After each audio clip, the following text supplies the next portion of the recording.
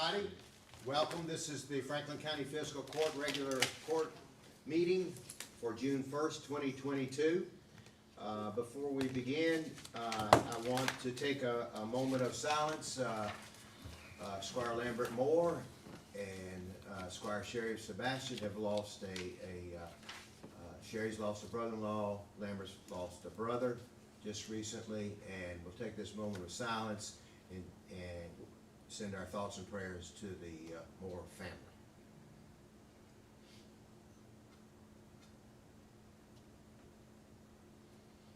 And thank you for that moment. Edward, your brother, I knew him a little bit, but he was a good person, Lambert. We're very sorry. We're very sorry for your loss. And now we're going to go to the Pledge of Allegiance. Will, a fifth grader from 2nd Street School, is going to lead us in the Pledge of Allegiance. Let's please stand.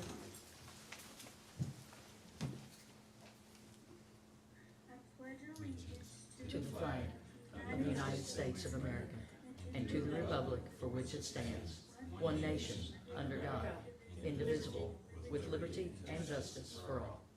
Thank you, Will. I hope you have a good summer and enjoy middle school next year. All right, the first item on the agenda is a discussion of sports tourism. We had a meeting, park meeting, and as part of the park meeting, we had gotten 4 interested inquiries into the feasibility study of sports tourism of the park. The committee voted 2-1 rejected those proposals. So sports tourism came up, and so as part of sports tourism, if we're going to have a discussion about it, we've got members, and I'll ask Robin to introduce her staff in just a second. We have people from tourism here. We have the mayor on as well, and so we'll open the floor for discussion. To me, the court needs to understand where the members of the park committee are wanting to go and what they're wanting to do. There's a lot of ambiguity, at least in my mind, not sure what to do, and I think in tourism's mind as well. So with that being said, welcome, Robin, and if you would present the people that you brought in. With me are some of my board members, Mr. Steve Joslin here, and Allison Deppenbrock and Nathan Deppenbrock, not on my board, but a key tourism partner with Canoe Kentucky and Kentucky River Tours, and of course Bill Cull with the Grant Theater. Okay. Mark Stone was not able to get a last minute conflict, so he was not able to join us today. Okay, all right, good, welcome, thank you. Mayor, are you on board? Mayor Wilkerson, are you here? I know he's listening, so I guess he'll be on in a second. Anyway, so I'm gonna, Squire Tracy, you and Squire Muller were leading the direction of going to sports tourism, so I'd ask that you explain to the court, to the general public, what your proposal is and what you want to do. Well, I mean, I don't believe it's just me or Squire Tracy, you know, I mean, I think this is what was suggested from the Hitchcock group, so, you know, personally, I'm just going by what they have suggested, and I just personally think this is the next step to hire an agency to figure out how to pay for the park plan, and just see where we go. You know, I don't think anyone here wants to build anything we can't afford. And so I think personally we're at the phase that we need to figure out how to pay for it and what makes sense. So to me, after reading the master plan, this is the next step. You know, I know they originally had put it in the proposal to include it, but our county attorney, you know, kind of didn't like that, so he kicked it out originally. They came back with another offer to do it again, but then he said the contract was closed. So personally, I just think that's where we are in this project. So that's kind of where I am right now.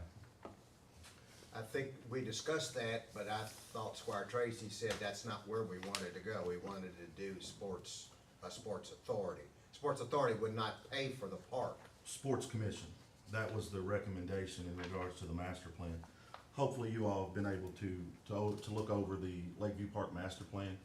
It's about 358 pages, so hopefully you got studied. In chapter 6, there's an area of funding and financial strategy, okay? And you go down and it said the county should consider developing a sports tourism commission to oversee the accommodations. When I'm talking sports tourism commission, if we mimic McCracken and Paducah, Robin, you're aware of this, McCracken and Paducah went in and they split their tourism group.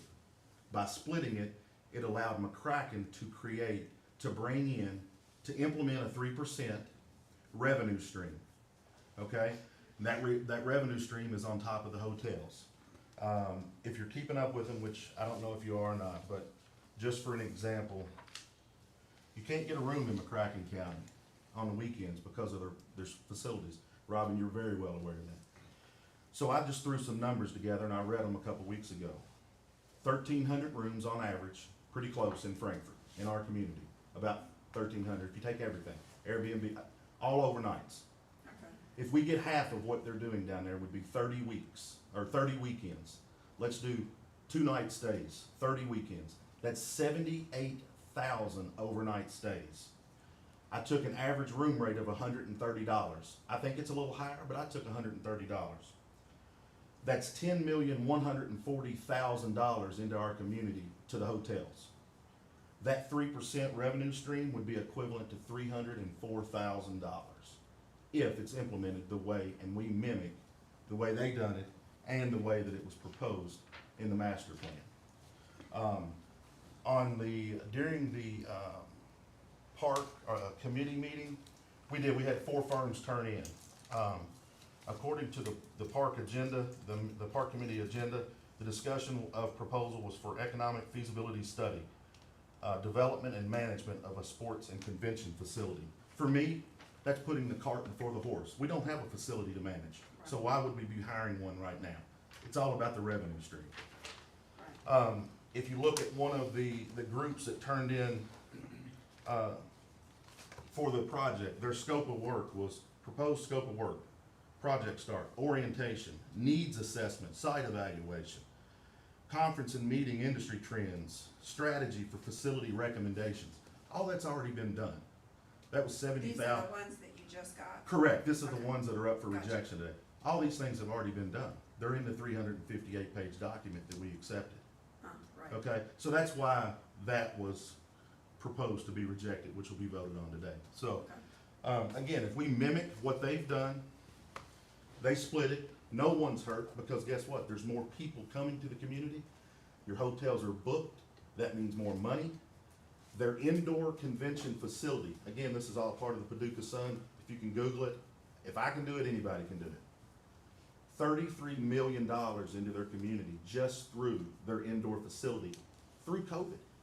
So you're looking 15, 16, 17 months through COVID, $33 million to that community.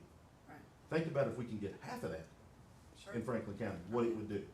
So that's why we're here. That's why we're here Sure. to talk about and again, it was brought up through the first group. As the county attorney said, hey, let's keep it clean. So that's why we've backtracked, and that's where we're at now. Okay.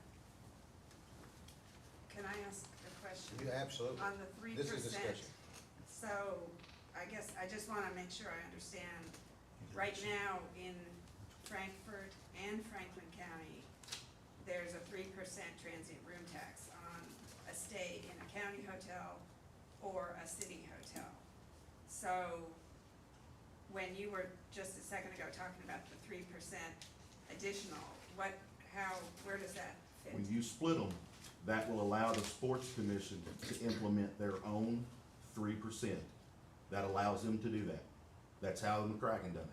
They split them, they had their hotel tax, hotel revenue stream, however you wanna say it. But when they split and became their own entity, it allowed them to implement an additional 3%. That 3% alone down there, within a little over 2 years, $2 million. That's just the 3%. It doesn't include Yeah, anything I hear else. what you're saying. I guess I was not aware that we could do that. I know Bill may be able to help out here. Are you saying that the 3%, if, in our case, so we got 3% on the county, if you stay in a hotel right now today, if we do the sports commission, we would have an additional 3% in the That's- county? That is my understanding how they do it. Okay. And again, I'm just going off Google, Yeah. what I've been able to, I know, to I've locate. looked at it too, and Yeah. what I don't know is how that relates to the KRS and all of Right. that, which is why I think you're talking about needing someone to help, correct. And Figure that's, out the that's exactly where we need to go, detailing the yeah, spending, yeah. obviously. right? So, Are you saying that Bill? that they would be able to implement the tax in all the hotels in the city and county, or just the three in the county? I'm not an expert on it. I'm just going off of what's been proposed Right. and what I've been able to look up through reading the Paducah Sun and so forth. Right, but how many hotels are in McCracken County and how many in the Paducah? They started off, They have 2,400 within Yeah. the area. We started with 3, now they have 12. so again, I mean, hotel rooms, I don't know about Airbnb, but the number that the tourism bureau gave me is 2,400 hotel rooms.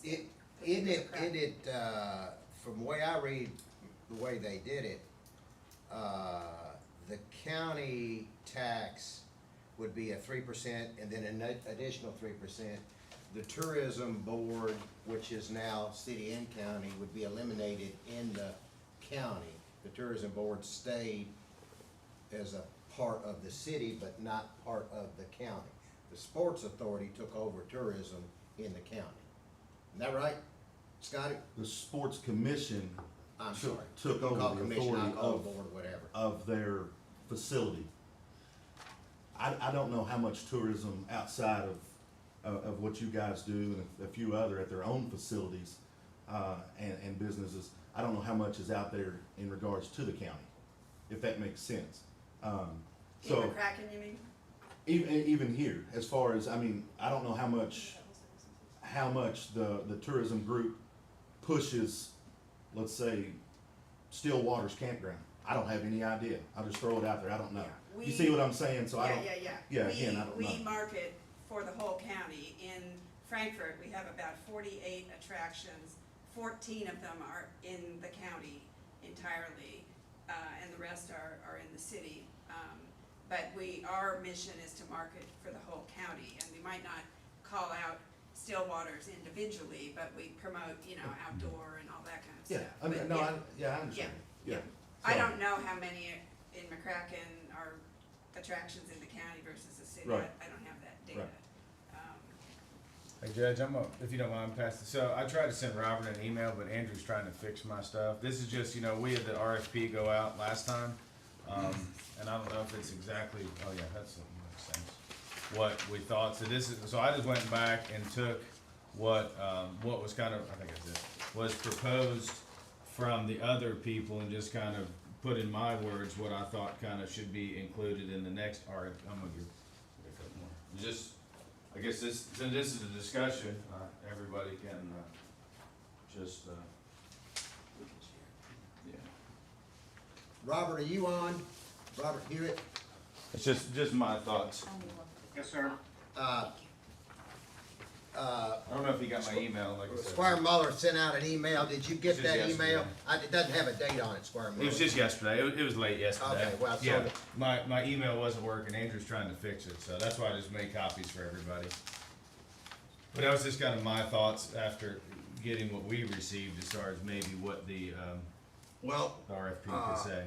Robert, we had a fiscal court meeting. In the fiscal court meeting, we decided that we voted on as a court to send out an RFP. There was some question on the verbiage and we changed the verbiage. Is that right, Robert? And that's what, everybody agreed that that's what we would send out. Now, obviously, there's not an agreement. Robert Hewitt, would you please show your face? All right, Now, would you please clarify how you came about writing the RFP? So I referred back to the master plan, page 70, under funding and financial strategies, in which the third bullet states the county should consider developing a sports and tourism commission to oversee the facility and establish a dedicated funding source with an additional percentage for overnight accommodations. That's what I put in the agenda abstract, and I took, the language from the agenda abstract and input that into the advertisement. Sounds good. And Squire Tracy, you're saying that whatever they said, in your opinion, all of them say the same thing that's already been said. So Yeah, I mean, I read straight from one of the books as far as orientation, needs assessment, site evaluation, local and market analysis. Again, So, we would be, as a lot of people in our community say, we would just be doing a study to overlook a study to do the study. how then, as we sit here today is June 1st, and we have adopted the master plan, and in the master plan, there is a indoor sports and recreation facility. There is a convention center. There are actually two buildings all in one, 160,000 square foot building. How do we pay for those buildings? How do we do it? Because Sports Authority, obviously in Paducah, is actually just promoting and running the facility, and they have an indoor facility. We don't have an indoor facility. We have ball fields, and we're already promoting those ball fields. So how are we, and I think the community wants to know, how are we going to pay for this facility how's the Sports Authority going to pay for the facility when there's not a facility? How are they going to run whatever they're going to run? I mean, great question. That would go right back to why we would hire someone to run a facility that we don't have. Again, the information that was sent to us back in February by the Hitchcock Design Group, and which is a part of the master plan, clearly states, research and the development of sports events tourism commission, analyze convention and tourism organization agreements to determine and develop the best path for the creation of the sports tourism commission. So again, back to what I was saying, it's money coming into your economy, therefore revenue streams are coming in at higher. Robin, help me on this one. I mean, I know you've been in contact with them. Everything is coming in. We've got to have a dedicated revenue stream, Yeah, which is what. certainly for the operation and, the sales and operation of a facility, whether it's indoor, outdoor, or whatever, you have to have that revenue stream. That's what I think you're talking about. Correct. I think I'm not clear on when I read, I don't guess I printed out all 300 pages, but I printed out 100 or something, and there were like the three phases, 12 million, 30-some million, and 5 million or something.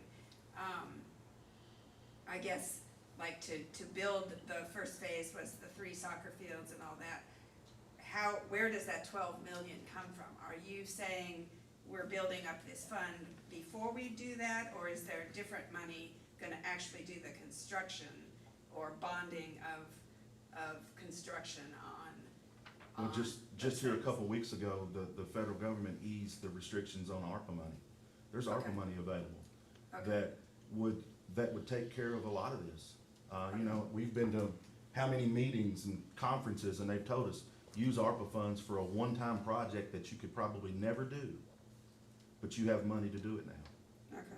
So again, it's all about you bring a consultant in here or bringing a group, whoever, consultant in here to work with, as I said in the park committee meeting, the city, the current CVB board. You gotta bring everybody Yeah, together. and I'm not against Yeah. it. I think the thing is That's figuring where out we are. how to move Yes, and- forward and what we can afford and all Yeah, that. and that's exactly And where we are. I didn't know about the ARPA money, Michael mentioned that yesterday, but, so I mean, that sounds like in Paducah, the city put in 12.5 million, the county put in 12 million, that got something started. Correct. And then they've got this ongoing, I think in the plan I printed out, the estimated operational ongoing is 4 million a year. So it's a question of how can we fund it, can we Yeah. afford all that? Where does it come from to get it started? How is it funded ongoing? Right. And I think we're all saying the same thing, but I mean, to me, that's why this RFP is so important, to get the right firm in here to work with all of our agencies to figure this out, because we've been talking about this for a couple months. We don't know how it's going to work, how it's gonna be funded, what it's gonna do to the local economy, you know, things like that. So I think for So me, why are we rejecting these bids then? because those are just a feasibility study, that's not getting into the meat and potatoes where we need to be. You know, for all the firms, you know, and I thought they were all for, you know, Robert said they were all the firms that run the facilities, but only 1 out of the 4 actually run it, facilities. The other ones are just consultants for feasibility. Well, we've already done all the feasibility things, we need to get into the numbers and the revenue sources. How we're gonna put it How together. we're gonna put it together. That's defined as feasibility, the numbers and how we're gonna pay The for it. feasibility things that came in were more of like, does your community need it and want it and things like that. I mean, to me, that's not the same thing. It's different than how we need to pull the organizations, the city, the county, you know, Robin's group and everybody together to talk about what we have structured now as revenues, where they're going, and what we could potentially do to help fund this. Which ultimately would help everybody. It's gonna help the whole community. Well, there's roughly 5 million in ARPA funds, and did you, Well, we've got sewer projects that need ARPA funds. and think there's gonna in be that Northcutt, much do left. you have, do you understand that the restrictions have been lifted and that that the funds could be used for these type of projects? For facilities? There has been some more flexibility released in changes to the interim final rule that would allow for these types of projects, for money to be used for those. Okay. Sure, we know that at one-time use, but to take from the sewers to give to a facility like this, I'm not for it in any way or shape or form. And you're talking, the estimate from the Hitchcock Group was $150 a square foot, which is 1990s prices or 2000 prices. We're talking $350 to $400 a square foot, up in the 80s to $100 million. It's not doable. We had a firm on the road department, when we were doing interviews for the road department committee, said $200 or less a square foot. Yeah. and So, I mean, They're not realistic either. I'm not saying one way or the other, it's just not one group saying it, there's Yeah, been well, other people in front of us. The said fire same thing. department was over $200 a square foot, and that was 7 years ago. The important thing here is that we all get on the same page. It's not that we don't want to do Everybody it, wants this, but we're paying trying to for it. figure out, Scotty and Michael, and I don't mean this in a derogatory sense, but you all have taken the lead, and we are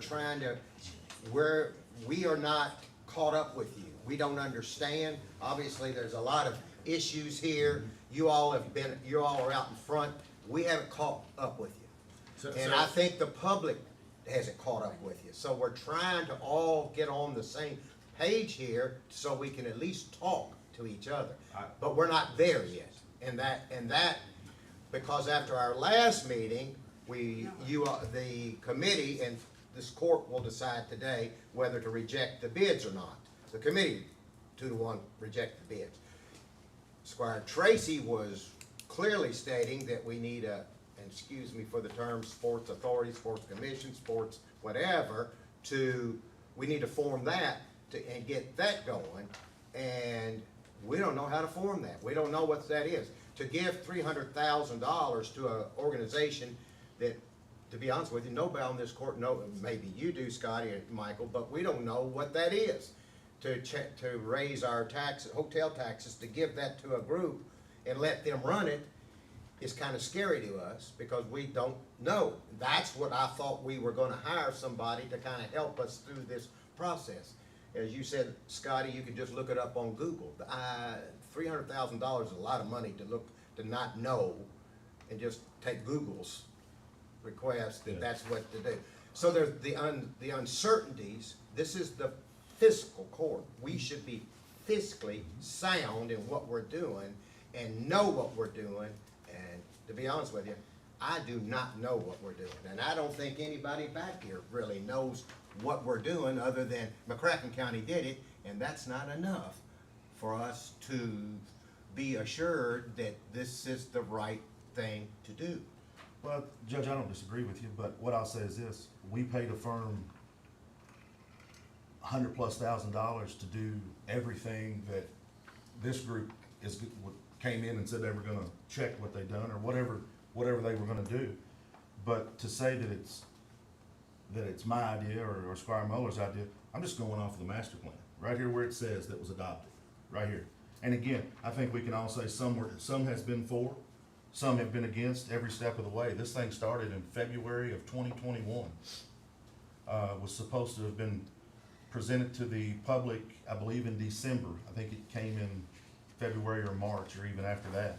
So we're never gonna know if we don't take a step. And as far as money, there's money given all the time. I mean, we just received a letter of complaint in regards to misuse of money. We were told we couldn't do anything about it.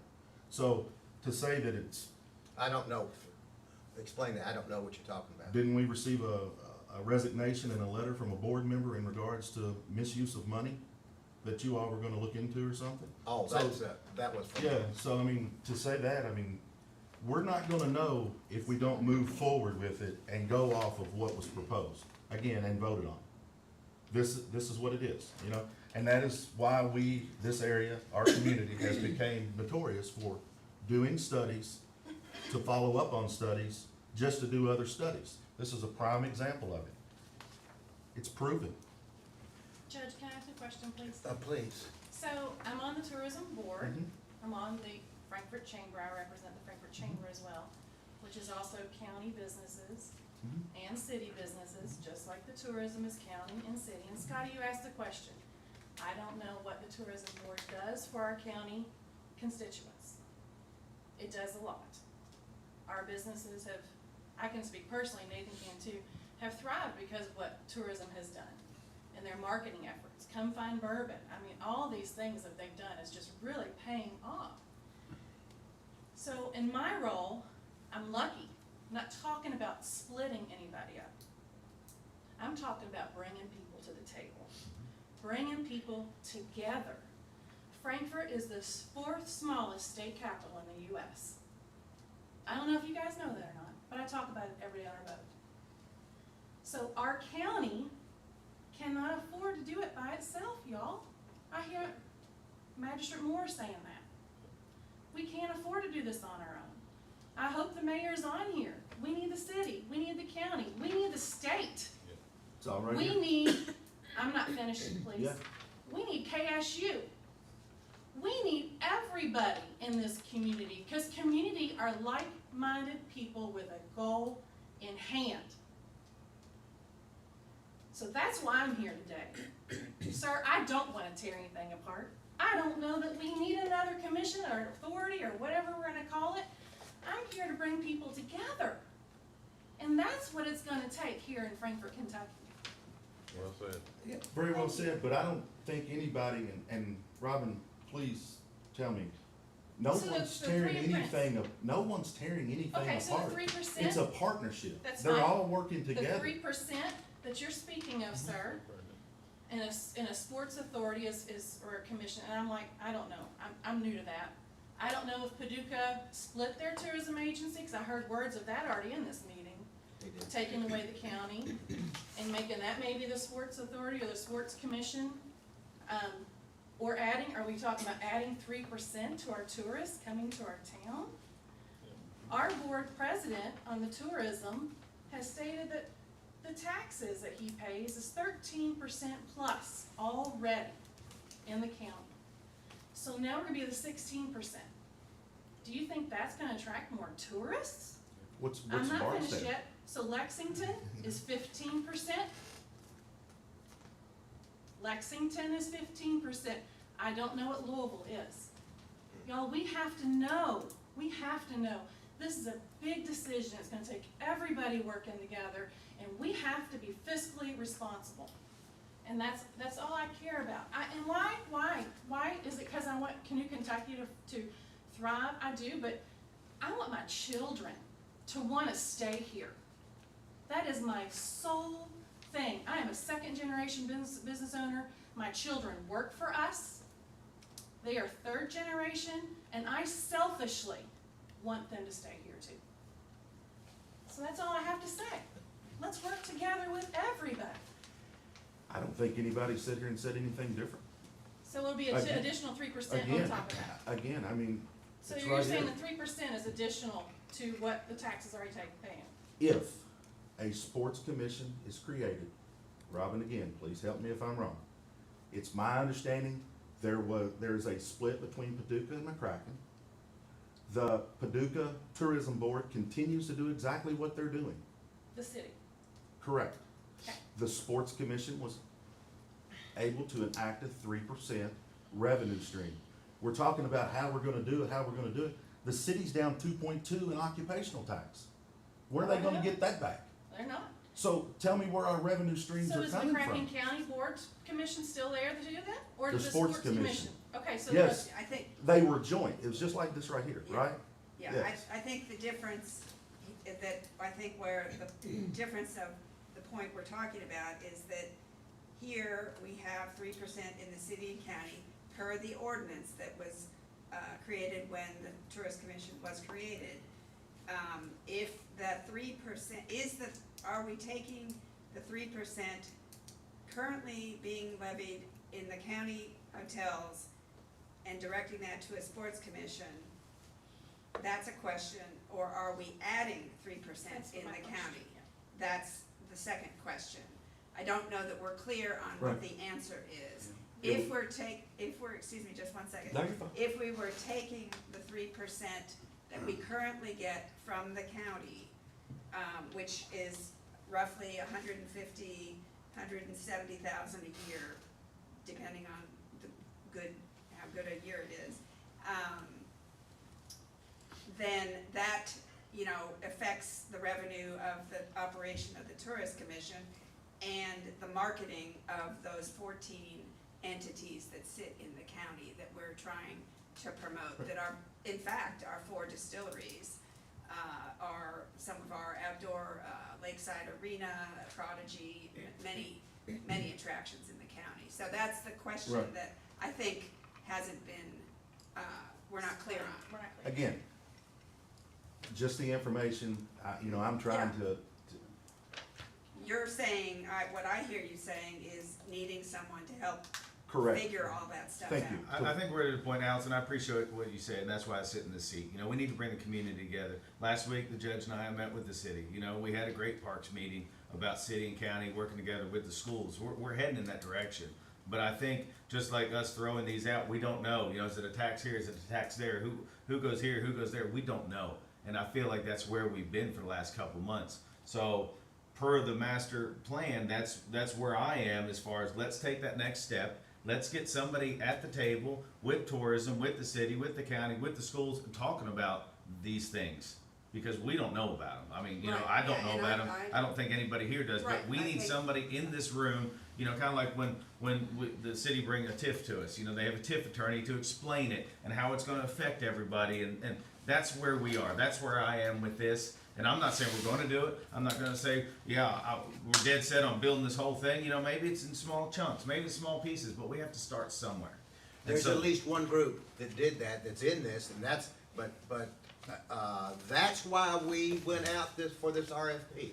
What you're saying, what you're hearing is exactly what we tried to do. So those in our firms will last say how to meeting. set up commissions This and taxes is and the stuff? one that did set up Paducah's.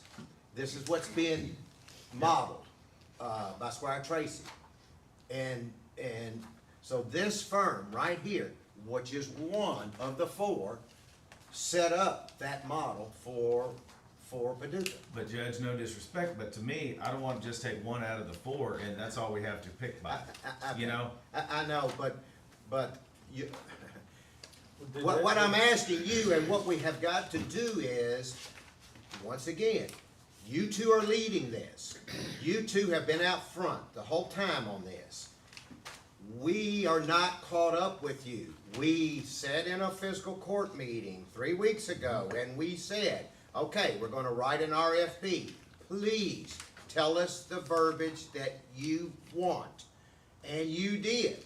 And we changed from whatever. And you all and the court voted, yes, let's send out an RFP. Because that's what we were trying to do, is get somebody to help us here. That's what we need. And now we're rejecting it. So I don't know. I just think the RFP, we didn't get to look at the RFP before it went out. And no disrespect to Robert, I believe the court voted on, yes, let's go ahead and move forward on the RFP. I thought we were gonna be able to look at it before it went out. Well, I just don't I'm think- sorry that you're saying that, because I clearly remember Squire Tracy said, wait a minute, Judge, we want to change this word in this. In this RFP, we want this word, I believe it was Sports Authority, Sports Commission, or whatever. And we went through that and said, this is what we want. And then I read it back to you. I said, is this what you want? You said yes, and that's what we voted on, and now we're gonna reject it. So, once again, when it comes in the agenda to reject the bids, you are going to have to tell us, and I don't know how to do it other than you tell us what you want, so we can get moving on this and get somebody to help us. Robert, can I Okay. ask you a question? The piece of paper I just gave, just my kind of short notes, does that make sense as far as if you know, from a tourism standpoint, if you read an RFP or something like that, I mean, and I'm not saying that's final and I'm not the best with words, but I just kind of went and took out what was already kind of presented. I think everyone sees where we're trying to get, we just need to get there. Did that group wanna redo some of what the Hitchcock did, or are they gonna go off the Hitchcock group's? No, but Now, this is a matter If of any mistake opinion. was made, it should have been pointed out in the RFP that we had this study done, and we wanna go off this study to develop this commission. Right. And I don't think that was done. All of these groups do that same thing. They. Right. We don't need that done again, we just need Exactly. the commission. That's You're where we need to thinking get that, outlined guidelines. the cost That's less, exactly what I was saying. They're coming back, I don't know what's in it. you're thinking that they're the, coming, well, like I say, would cost less if they didn't repeat some of the things. proposed work of scope, Yeah. needs assessment, site evaluation, Right, that's already been done. We've already paid for that. Well. Market analysis, that's already been done. Well, I mean, Can I make a I comment? asked you a at some question, point? do you I think it would cost less if those things were hold on. left out? No, Hold on. let her, don't let her finish. Okay.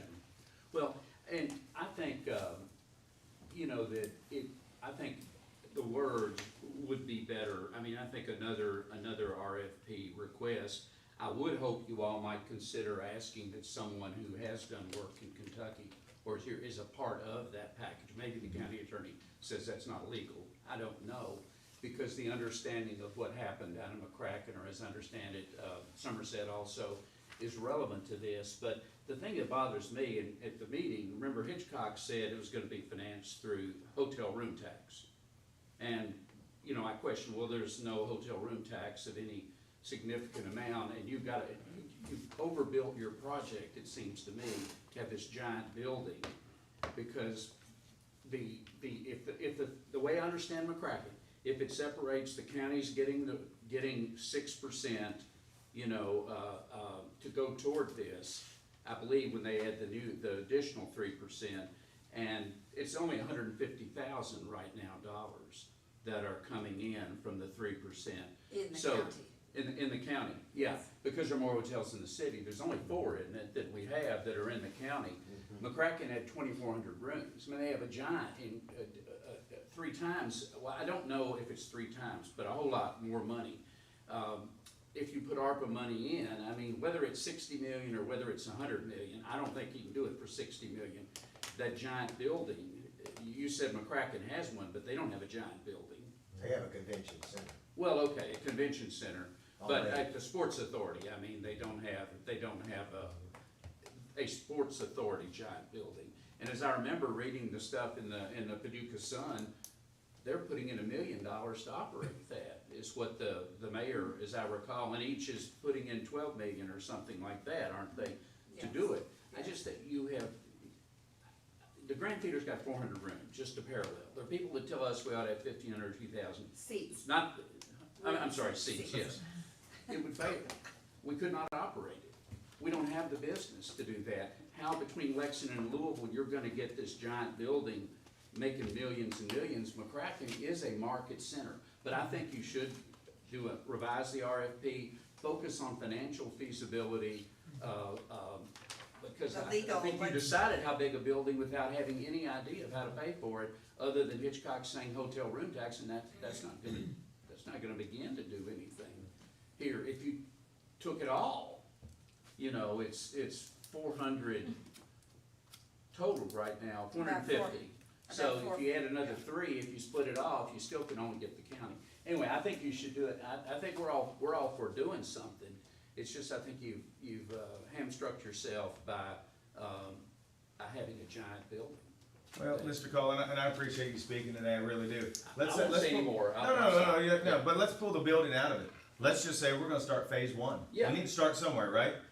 So we still need to go through this process to figure it out. Can you use ARPA monies? What can you get from hotel room tax? Exactly. With the authorities, and What are you can guys want to legally write a be check? added for to Right, 10 tax? million? that's exactly right. So that's all I'm saying. So everyone keeps the elephant in the room, the big building. And now Mark Kopp's saying he might do a performing arts out on the west side of town. So we need to get together with the schools and figure it out so we're not duplicating services. So that's fine. So let's just say the building's there. But let's say, Robin, you mentioned phase 1. I think it's the sports fields, improving softball, maybe amphitheater, things like that. So let's just say that's gonna be first phase. That's feasible. I think that's doable. But we still need to figure out this groundwork with a professional, I agree with you. how to get there. Yes. And I would love for everybody to be involved, you know? And so I think, to me, that's the RFP we need to do, You've got the regardless of plan. what we do.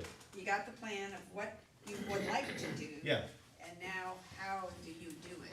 What can you do with ARPA money, tax money, whatever other monies, you know? We don't That's have where we that are. answer.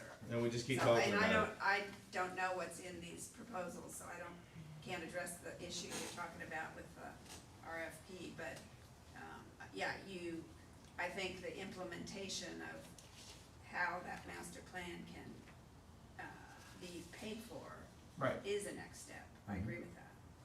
Well, that's not where, that's what we were trying to do when we say a feasibility plan. The feasibility plan was supposed to tell you how you're gonna pay for this. And that's been rejected because, Right, but I think like Squire Moore said, I don't think all the information was there. I don't think these agencies realize we just did this massive detailed study. And so they're looking at it like, we're starting from scratch and this is what we're gonna do.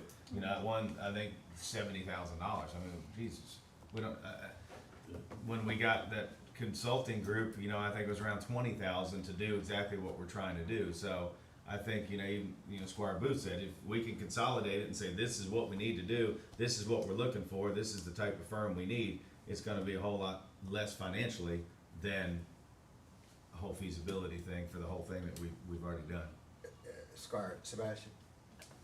In the initial proposal that we got from the winning bidder from Hitchcock Design, there was a cadre of options at the end that we added and selected. Everybody remembers that.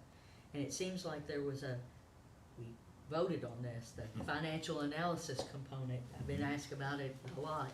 And we did vote to include that, and it seemed like that was somewhere around, each of them had a figure. It was about $16,000.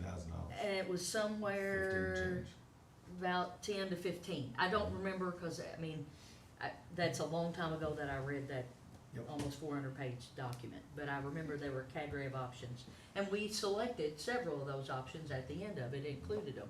And one of those options we did select to include in that price was that financial feasibility portion. Correct. And it passed court, and then Then it was removed later on by a procedural maneuver.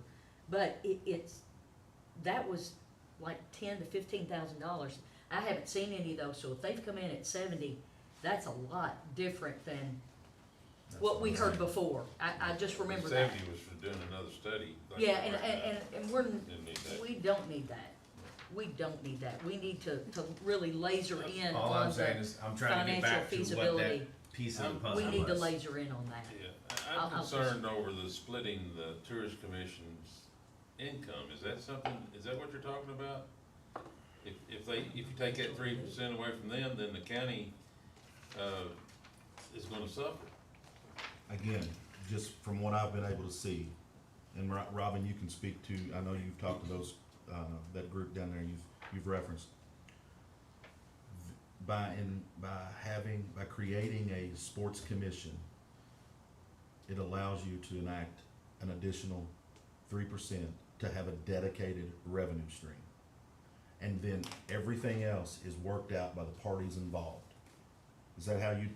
So, My understanding is, from what I understood in McCracken County, is that the 3% that was imposed on the hotels that was going to the Joint Tourist Commission, the 3% now in the county now goes to the Sports Commission, and the Paducah Tourist Commission operates on the 3% within the city.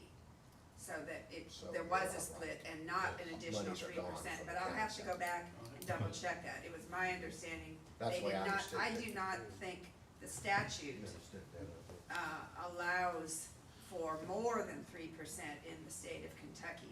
But again, would have to double check on that. Right. So my question is an additional 3% allowable per the statute? I don't have the answer to that off the top of my head, and that's where we can be an asset going forward Right. in terms of our Kentucky Travel Industry Association that has people that work up on Capitol Hill all the time and are more, aligned and knowledgeable about the statutes, details. And again, I think you referenced that the average, we're what, 52% on occupancy? Our average occupancy across a 12-month span is roughly 56 to 60%, depending on the year. Right. And would you agree most of that stays or during the week? No, not necessarily, depends on the time of year, The ones that I talk to just tell me they're booked during the week, When, so. in the summer, our hotels on the interstates are pretty much full. Right. Through the summer. Winter is probably more weekday traffic, you're right. Yeah. So, and again, it's all about bringing people to the community. Sure, As she said, yeah, bringing people yeah. together. Can you imagine, I think, in one article I read, there was 125 teams down there for a volleyball tournament. Yeah, So if you think about that, you're getting ready to have new hotel or boutique hotels in downtown. Right, How many of those people just wanna come and park and walk? They wanna be able to eat, they wanna be able to listen to live music. sure, What would that do for downtown? be great, Yeah. we're looking forward to Yeah, that. for because sure. nobody has any idea what state government's gonna do. We know where they're at right now. I don't think my kids, anyone's kids, will ever know what state government was like we did growing up. Yeah, The face of probably it's should. changed. Yeah, I don't think anybody's arguing with you, Squire Tracy. We want to see people come into the community. How do we move forward? That is our job as the fiscal court, is how do we move forward with this being. I would say we put out another RFP and tell them we've already got this study done. We don't need a study, we just need. Well, we need the verbiage. So, Verbiage. Squire Muller, do you have the verbiage? And we will, let's just decide right now, we're gonna send out another RFP. So I want, I gave all my copies, but I mean, I'm happy if Mr. Call or if Robin wants to, jump in. I think I gave them both a copy of it. I think there's, the gist of what you're saying is here. I would spend a little more time on the language on an RFP. I think you have to be very careful so you get exactly what you're asking for. Yeah, and I don't read RFPs. Yeah. I mean, I was just kind of So I copying think, and pasting some stuff, so, yeah. I think we I'm- wanna not shoot it out the door. So, right so this an second. RFP, Robert, you listen to this because we're gonna need some help on this. Analyze the existing convention and tourism organization agreements to determine and develop the best path for creation of a Franklin County Sports and Events Tourism Commission. Now, I'm not sure that have the votes right yet to do that. So that's a step in a direction that don't know where we are. So that's assuming that would be the pretext to do that. I agree, but I think we still have to get somebody presented to see what it looks like. Not to say we're gonna vote on it once it's done. Right. I mean, I think we need to have it in front of us because we're just throwing numbers around. And so personally, I think that needs to be an option as far as if a firm comes back and says, here's your option A, B, and C.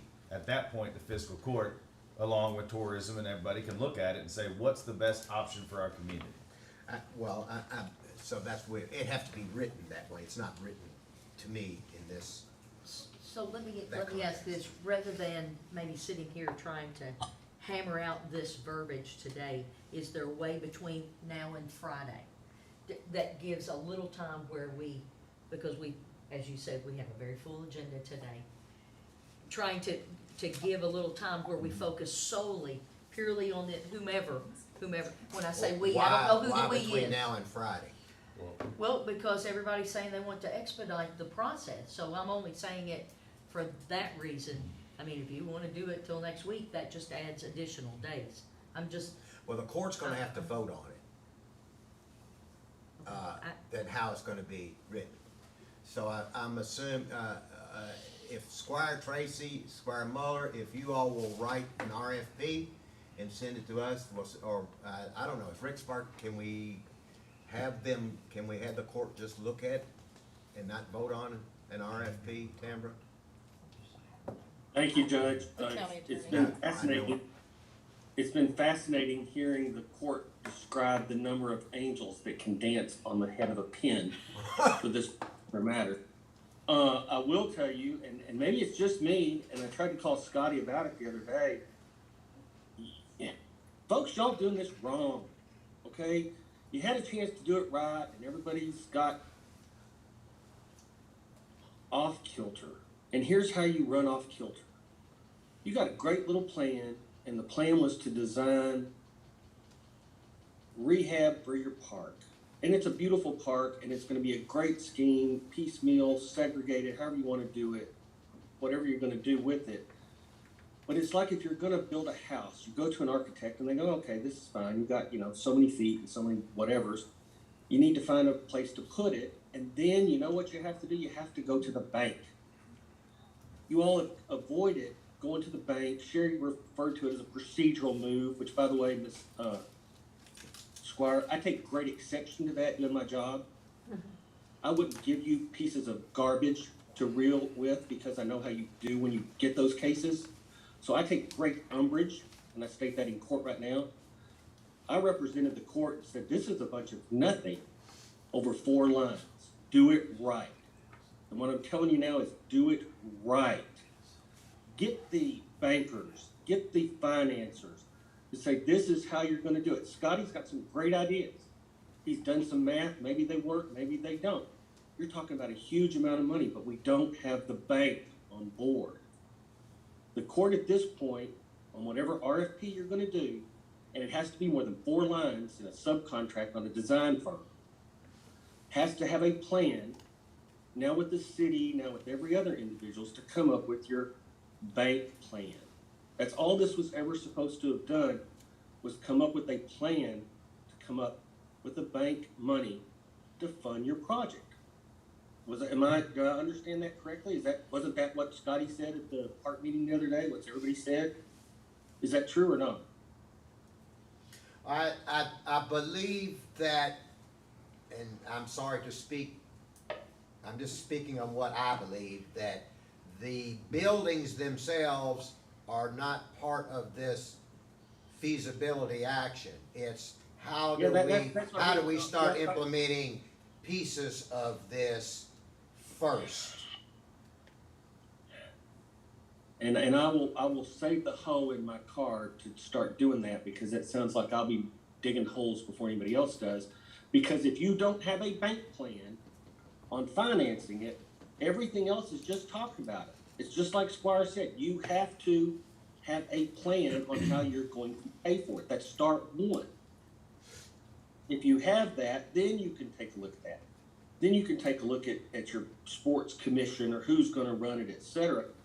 But Squire Tracy's been correct. You've got to have a plan from a bank or a financier on how the county's going to pay for it.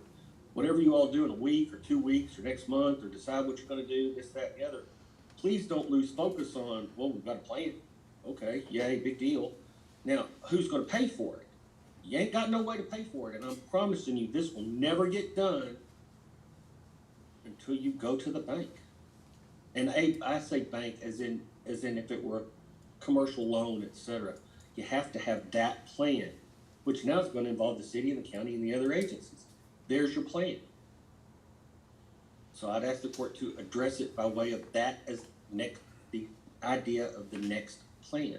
Okay, and that, thank you, Counselor. Here is what I'm gonna suggest we do. I will try to get a meeting with you all I'm sorry. and the city and the park committee together as soon as we can, and to talk about, develop an RFP that will include all what is needed as part of this, whether it is the sports authority or it's feasibility or economic ability or whatever.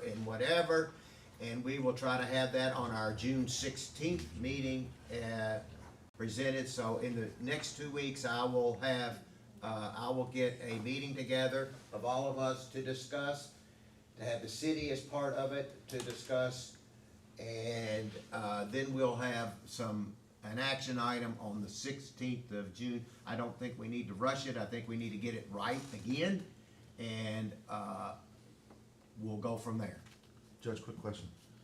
Once we bring everybody together and the sports commission questions start coming at us, and no one is an expert on the sports commission, we only know what we've looked up, and there's no one there to answer questions about the sports commission, we're just gonna schedule another meeting, because we're gonna be doing the same thing that we're doing right here. Well, We gotta have a professional. We've got to bring somebody in. well, what comes that knows. first, the chicken or the egg? Because I thought originally that's why we had gotten this RFP. So now we need to write an RFP, and as part of the RFP process, we need to know what to write. And so I like everybody's heads together to help us come up with a plan to write an RFP to get it right this time, and not wrong, but to get it right. Again, and to just go back what the county attorney said, we gotta have a dedicated revenue stream. We got to. There's no ifs and buts about it. Again, the city's down 2.2 occupational tax. They know it, everybody knows it. State government's not coming back the way it used to be. They're not gonna get it back. Well, the So there question, has to be someone referenced restaurant tax. Well, a restaurant tax is really tax on the back of your locals, because that's who eats out more than anyone. So if you don't have someone there to talk that is a professional to bring these groups together. again, I thought that's what we were doing, and that's not what we're doing, You so continue to let's. say that, but this group is exactly what's already been done, to some of the other magistrates' point. It's already been done, it's in the master You plan. really don't know until you bring people in and you talk to them about it. But that's okay, we're going, these firms would have loved to have had an opportunity to talk to us, and, that's why it's important that we get the right RFP out. No offense to Robert did his best, and I applaud him for, what he did. So, Robert, do not take this the wrong way, but Robert does write RFPs for us, so I think we have no other alternative than to sit down and brainstorm with the city, because the city's gonna be part of this. With tourism, they're part of this. With the fiscal court, which will be the park committee, they're part of this, all of us together to write the correct RFP to get what we need. That's all I don't see any other way to do it than other than that. With that being said, we'll thank you for being here, and we'll be back with you, and we'd like for your input we'd like to have you all in and talk about this, okay? And help us with understanding it, okay? Yeah, happy to. Thank All right. Thanks, everybody. Tamara, will you set that up? Okay. Next item on the, Thank you all. thank you. Next item on the agenda is, Squire Sebastian, you want to bring back up, the Residential Recovery Center, what has been done. I do, I appreciate that, thank you, Judge.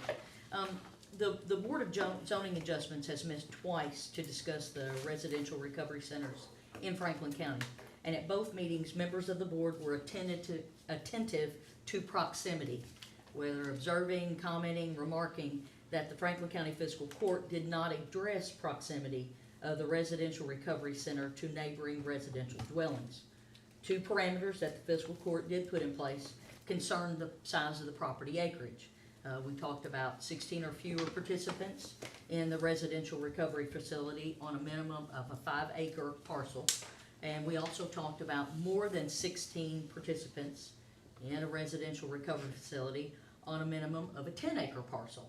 The Board of Zoning Adjustments called attention to the absence of similar specificity regarding proximity between the residential recovery center and a private residential dwelling. And it was a considerable point of concern for the Board of Zoning Adjustments, which also invoked saying the name of the Franklin County Fiscal Court as the authority to rectify that disparity. So, as there is no residential recovery facility operational in Franklin County at this time, really, I guess what more providential opportunity to discuss this issue that the Board of Zoning Adjustments has called attention to than right now. So I bring that up in this meeting for that purpose.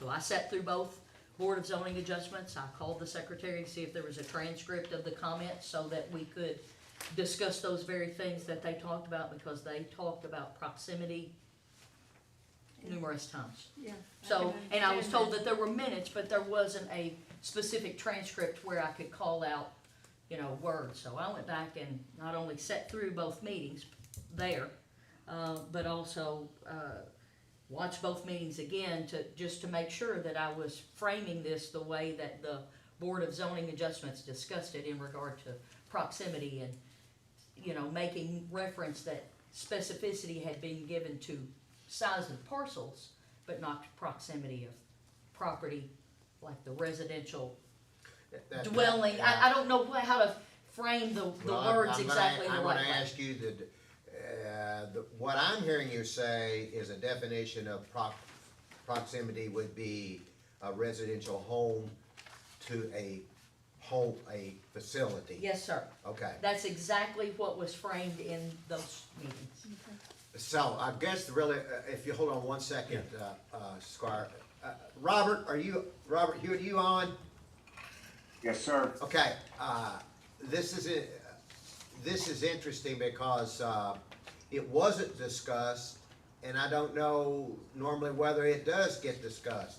Is there a proximity value or a clarification when you look at these, when you look at facilities like in rural residential or when you have zonings? Is there a stipulation, or does that come under the conditional use as part of where does proximity come about when you're looking at zone changes like this?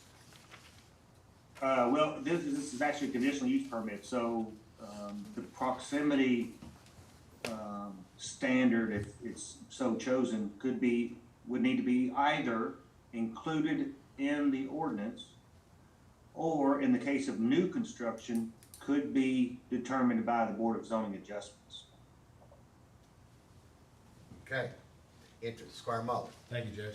So I'm just curious, because I had some calls on this too. What is being proposed, how close is it to a single house dwelling? What was discussed as part of the staff work documents was 350 feet. And 350 feet, you know, was an issue for, and that was expressly discussed by one member of the Board of Zoning Adjustments and talking about that amount of space between, very clearly.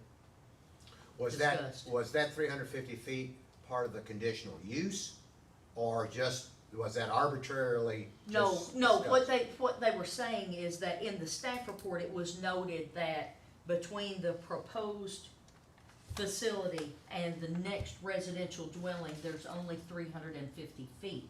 And that caused some concern of I a see. board member Okay. saying that most certainly It's not enough.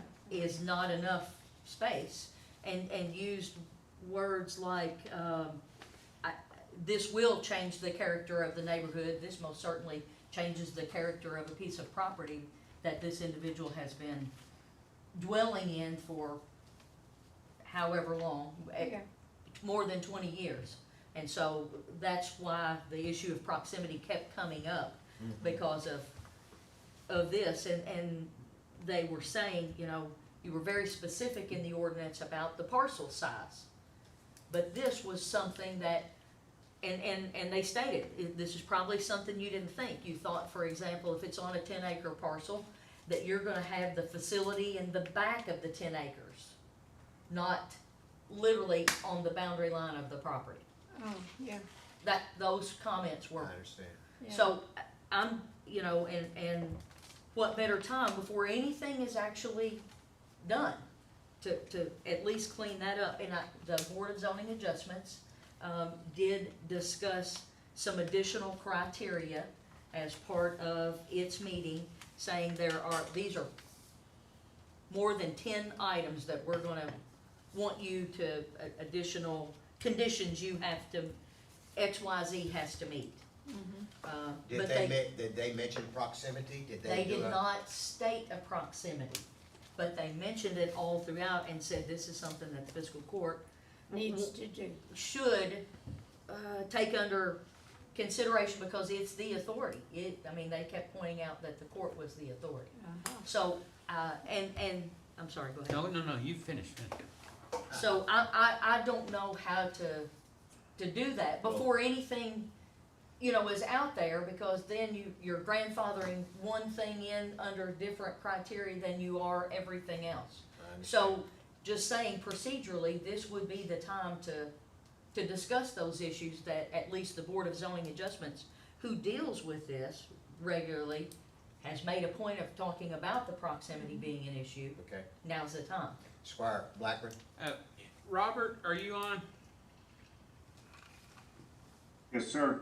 Yeah, I know you worked closely with the Deatons and their lawyer. You did some extensive research on this, and you were looking up things and zoning designations that were taken off our list in our final vote. So you've got the most information on all of this, in my opinion. Where do you think it needs to be, Robert? Well, that's an arbitrary number. What did you find? I mean, I know you did a lot of research. Did you see anything in the other communities? Did they have the same issue? I did not see a distance, to my recollection, of separation between structures. Robert, do we have any proximity boundaries in any other situation in Franklin County that's written into a code? Yes, sir. And what is that? Whenever a new industrial facility abuts a residential zoning or use, there has to be a 100-foot landscape buffer installed. But that's it, it's not from one building to the other, it is just a separation by boundary.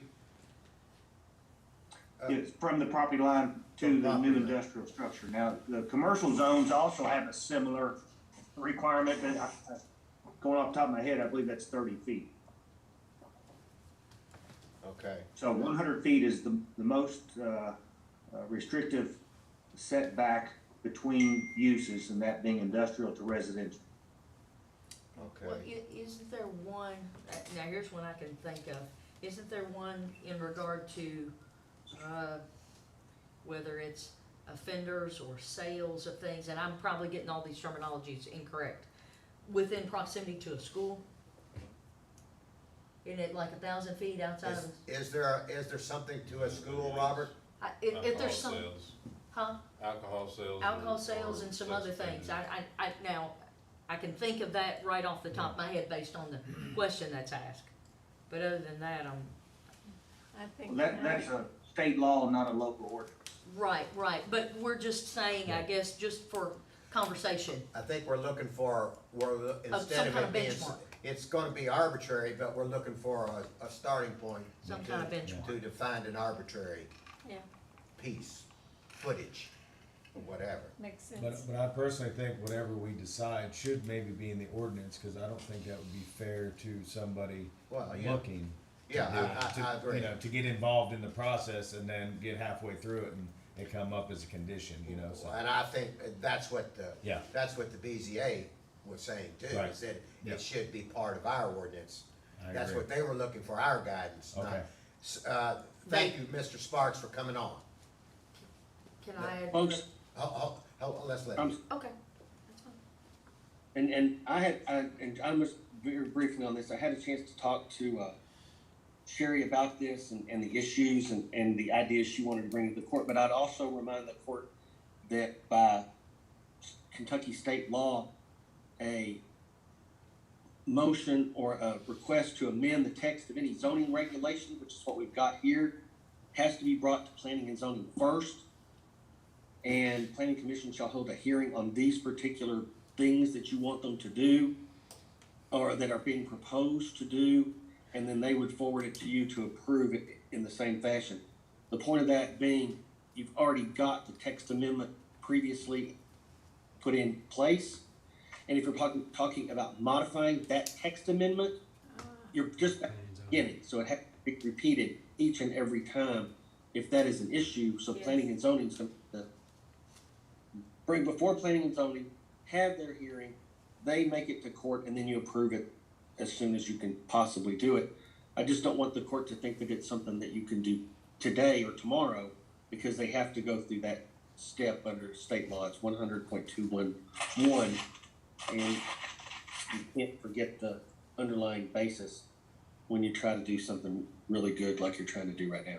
Would we have to have a first and second reading on that amendment? You gotta get it back to planning and zoning, and then they have to do their thing. After they do. recommend it. We have to have public Back to hearing. us, same thing. So, Yes, so, so get a good idea of what you want to go back for them to make a decision on. yeah, so, Because they so we're back, we're once again at another issue where the cart is before the horse, or the horse is before the cart. So we can No. come up with I think, a suggestion from the court for Robert to take back to the Planning and Zoning Commission, Rick? yes, sir, that's the way subsection 3 reads, that it has to be, regardless of the origin of the proposed amendment, it shall be referred to planning and zoning before it's subject to adoption. So that's why I said, I don't think the cart's before the horse, it's just part of the track you gotta run. But you gotta pick very well precisely the issue you want them to make a decision on, to come back if it's approved. It may be a bad idea, we don't know, they haven't had their hearing. So you're saying we don't pick a number, we don't pick 500 feet, we just ask the Planning and Zoning to come up No, with we have a, to present that to the planning and zoning. do what? We have to present that number to planning and zoning. Yeah, Yeah, but you Well, now, you he's get not again, quite saying And then that. they might amend it. again, you get locked down, because if the issue is, okay, we want to put a proximity distance from resident to resident out on this location, we're looking at upwards of 1,500 feet. I just made that up too, so what the heck, you can say up to, and then they decide what they think it should be as part of their zoning, and then you can put it back in the text amendment if you wanna do it that way. If it's approved on, or you hear it on, I should say. You don't have to be so precise that it narrows everything down in the future. All right. You really want some, 1,000 feet. Squire Sebastian. I was just gonna add that one of the additional conditions that the Board of Zoning Adjustments discussed and voted to add to this was they wanted a 6-month snapshot of how many times first responders visited the facility, whether it was a sheriff's office, the police, emergency management, the fire department, for any purpose. They didn't specify for what purpose. They didn't, and they wanted that data to be sent back to the fiscal court so that there potentially could be some data grounded to make additional decisions in regard to how frequently first responders are at these facilities, because one of the discussion points initially was they are on potentially out in the county, rural residential, ag zoning, out on windy, narrow country roads. So that was discussed as well a number of times about first respond, and that was discussed here at court as well. That sanitation, there were a number of things that were discussed. Sanitation, there were a number of things, but Yeah. there were a host of conditions, and if I say 13, I think there were 13 additional conditions put on this by the Board of Zoning Adjustments, in addition to one that they said, you all need to. The proximity The was the main proximity one. was a very substantial one that they felt the Okay. court needed to weigh in on, because they said you have the authority to do that. But in I guess, maybe in the process, the way that our county attorney shared with us. Yeah, But okay. but they were saying this is something you need to look at and address. Squire Muller. Thank you, Judge. Mr. Sparks, would we be better if we came up with like a percentage or something like that instead of just a number? Because it's gonna vary from, lot to lot and zoning to zoning. Would we do better to come up with something that's, a percentage or, some verbiage that basically states that, needs to be in the middle of acreage or anything like that? And I'm just asking. Middle of the- It'd make it less complicated. I think your effort to make it less complicated, in fact, makes it more complicated. And the reason I say that is this. You're looking for a rule or regulation like a speed zone on the highway where if you go over 65, you're in trouble with something. When you make specific rules, it creates inflexibility for the people who are going to do that if you put a particular rule like you're proposing. If you say if you're asking planning and zoning, and they've not contacted me about their particular requirements, so I think this is as valid as you're gonna get it to send it back. If that is the issue that's been raised up, I think you have to present it to the professionals to make a determination what they believe would be appropriate to modify it. You could say, I want it, in the square middle of a lot, and that's where it has to be. You could have so many feet, you could have so many distance. It gets more complicated because you'll be finding property that cannot make that maintain that area, and they'll ask for liberty to proceed accordingly. That's why I said if the issue that you're asking planning and zoning to take a look at or make a recommendation to this text amendment, keep it broad and say, we're looking at up to, I threw that number out because I just made it up, so many feet from the nearest Residential. boundary. Yeah. And then they can come back and decide what they think is that appropriate amount, so you can evaluate it in some fashion. I think the more that you get into precision and detail like that, you're giving excuses for other people to seek an out, and you're gonna get in trouble. It's gonna be. How about the court deciding, let's go 1,500 feet, up to 1,500 feet. Okay. Robert, if you would take that and go back to the Planning and Zoning Commission and say that the Fiscal Court is recommending the proximity between two facilities a residential house or whatever, or living facilities, I would, Residential dwelling. residential, I would say, should be, considered as part of a conditional use, and the court is recommending up to 1,500 feet distance between.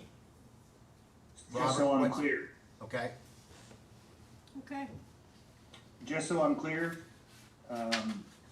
this distance of up to 1,500 feet, is that from the structure that operates the recovery facility to an adjoining residential structure, or is it from the facility to Yeah. their own property line, or where is? the border. More than 15. okay, well, and I think Sherry's right. You don't wanna do 0 to 15, you wanna do, a minimum of 1,500 feet. A minimum of 1,500 feet. And that would be from outside wall of a residential facility to outside wall of a Recovery. recovery facility. Outside wall to outside wall. Would you want that? Outside wall to outside wall. Sounds good. That's why the phrase was for an amount up to, or 3,000 feet, or whatever it's gonna be. But you want it, Not up to. We're gonna change it to a minimum of 1,500 feet. It's all your fault, counselor. fix that again. My suggestion was up to amount and ask them to tell you how much the amount is. If you say 1,500 feet, you already said the thing in question, right? We're saying that you can go further. But Okay. you can Just go be- further than the 1,500 feet, but it's gotta be at least 1,500 feet. Is that correct Right. on, between Actually means- new and existing? Right, Sherry? Between new and existing. That's the thing, up to gives you 0 feet. I mean, you could have, I mean, you would be well within the confines of what you said earlier, if you choose 1 foot or 0 feet. You know, up to 1,500. So I'm presuming what you meant to say was 1,500 feet Minimum distance. and minimum of. That's the way I Well, presumed it. what I'm looking So at I is. may not, I'm not trying to put words in your mouth. What I'm looking at is this. The situation that is in front of us is that there is an existing residential home. There is going to be a building built for a recovery facility. So if you did up to 1,500 feet, then they can say, okay, that has to be X, it could be 1,500 feet, as opposed to what I think was designed was only 300 feet. Isn't that correct? That it was only 300 feet. According to the staff report, they thought I think they used mapping capabilities to come up with an approximation of 350 feet. Yeah, and so, I think. but if you wanna But- say clearly that it has to be at least 1,500 feet, that's a starting point, I'm fine with that. if I'm that's gonna what- be at a minimum of. Yeah, I'll just, Squire, Yeah, Mr. Hewitt, I know there's, 9 zoning designations that this is a conditional use in. How's that gonna affect, it's gonna be different in the different, That's zoning true. designations, right? that will be true, So if It you, has potential, that's true. so some of it, Yeah. it just knock them out completely because they're not big enough. 1,500 feet's a pretty good distance. 1,000. yes, sir. I would think it would clearly be stated that in rural residential, where there are family homes, that this would be applicable. Well, even if you have like a land use and nobody's there yet, it would, From the it would border. hem it in the future. It would. See what I'm It saying? would. The border.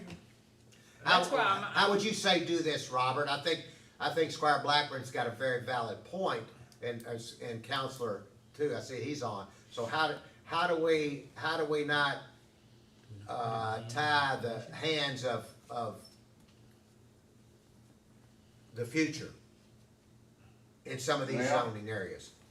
you're not gonna be able to avoid that, because if the court follows language that's already in the regulation, as I mentioned, separation between industrial and residential, it reads, adjacent to any residential zone or use, okay? So unless it's specified, if this 1,500 feet plus, you know, it's adjacent to a vacant lot that's zoned rural residential, well, then it could kick it out even though there's no structure there. Conversely, if a residential facility is located on a piece of property, the next door lot is vacant, and then the vacant lot chooses to build a home that is closer than 1,500 feet, does that now kick the residential facility out of compliance? So, those are things to consider. Members of the court would be very much aware, and I know that we tend to speak in present tense. This is not before you in any form or fashion. It has to come back before you. And at some point, you're gonna have to rely on the professionals who address these as to what they believe to be the appropriate proximity, et cetera. But if, Yeah. can I ask this, Counselor? Based on what the judge had said, and I think you had said as well, if someone or a body has to jumpstart this conversation, which is what the Board of Zoning Adjustments said, that the authority of the court is to jumpstart this conversation, then who jumpstarts that conversation with Planning and Zoning Commission, if that's the appropriate forum to initiate this? Well, that goes back to the statute, and I haven't had any. I mean, I guess officially, Planning and Zoning's never called me and said, "Hey, you need to fix this." That apparently was discussions at the meeting. That was Board of Zoning Adjustments. Planning and Zoning, Board of Zoning. I'm sorry. The statute requires either the local body or Planning and Zoning or whatever member of those committees to present it to Planning and Zoning to do their thing, and then they could bring it back to Fiscal Court based on whatever they have to evaluate. And that's the idea that I guess you got a neighbor problem, and it's a valid one, don't get me wrong, but if that's the case, and the court's already said, we want to take a look at this, now Planning and Zoning, or Robert, go back to Planning and Zoning and say, this is the requirement that we're taking a look at, let them make their recommendations on how to amend this text amendment further. If you go down to 0 or forward, et cetera, you already know that there's gonna be some problems with the size, with the dimensions, et cetera. You're really locking in Planning and Zoning and their decision on how to deal with that in the future. Robert's gonna take it back to them based on your direction, so again, just be relatively precise as to your direction. We're trying to do that, so I guess we're just needing, these first two issues we're needing help. We don't know, we're not experts at this, and that we know that there's an issue, and we're trying to help resolve this issue. Robert, can you give us guidance on what to do here, based on what Councilor Sparks has said? Well, Councilor Sparks said it exactly. You give direction to your staff, and then we will forward that on to the Planning Commission for a public hearing, and then it'll come back before the court as an amendment to the ordinance that was adopted. I would like to advise the court that the residential facility at 505-507 Johnson Road applied for the conditional use permit in accordance with the local law and ordinance passed by the Fiscal Court. Subsequently, were issued a conditional use permit by the Board of Zoning Adjustments, so they are lawfully allowed to operate that facility without change. Now, if the court amends the ordinance, any change to that ordinance would not impact the existing facility. They would be legally conforming to the ordinance at the time of the original adoption. So I just want to make sure that this is not going to step back the facility that's already been granted approval. That is correct. It would be for future. It would be for the future. Yes, sir.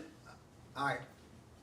Robert, if this court says to you, we'd like for you to go back to Planning and Zoning and look at proximity as an issue,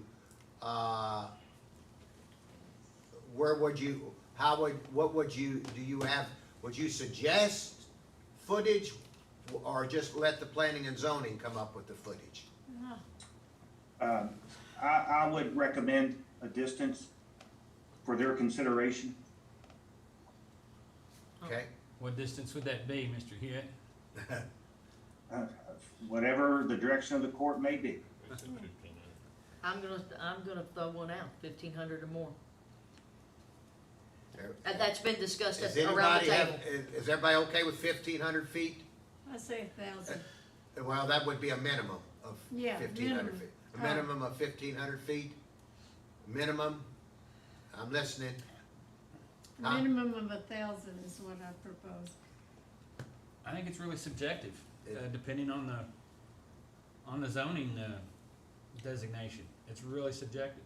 I mean, the rule or the, Well, it's a broad stroke if we say this is the minimum in every zoning designation, I think. oh, every zoning. Would There's you say it, 9 of them. could it only be said in certain zones, Robert? Yes, sir. And you could recommend it in certain zones being residential zones? Yes, sir. I think that's would be the better, way to present it. Yes, sir. Now, if you look at your ordinance, it's allowed in the RB zoning district. Right? AG or RR. And those are small. So actually, yeah, so, you know, those are very, you know, minimum lot size in RB is 9,000 square feet. It's not likely you're gonna find an RB, zoned property that will grant you over, you know, 3/10 of a mile separation. So essentially, that requirement is gonna kick out, generally speaking, any property in the RB zone. Okay.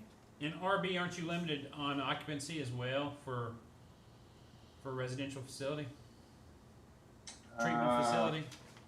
I'm not aware, I'm asking. I'd have to bear with me 1 second, I'll pull the ordinance up. I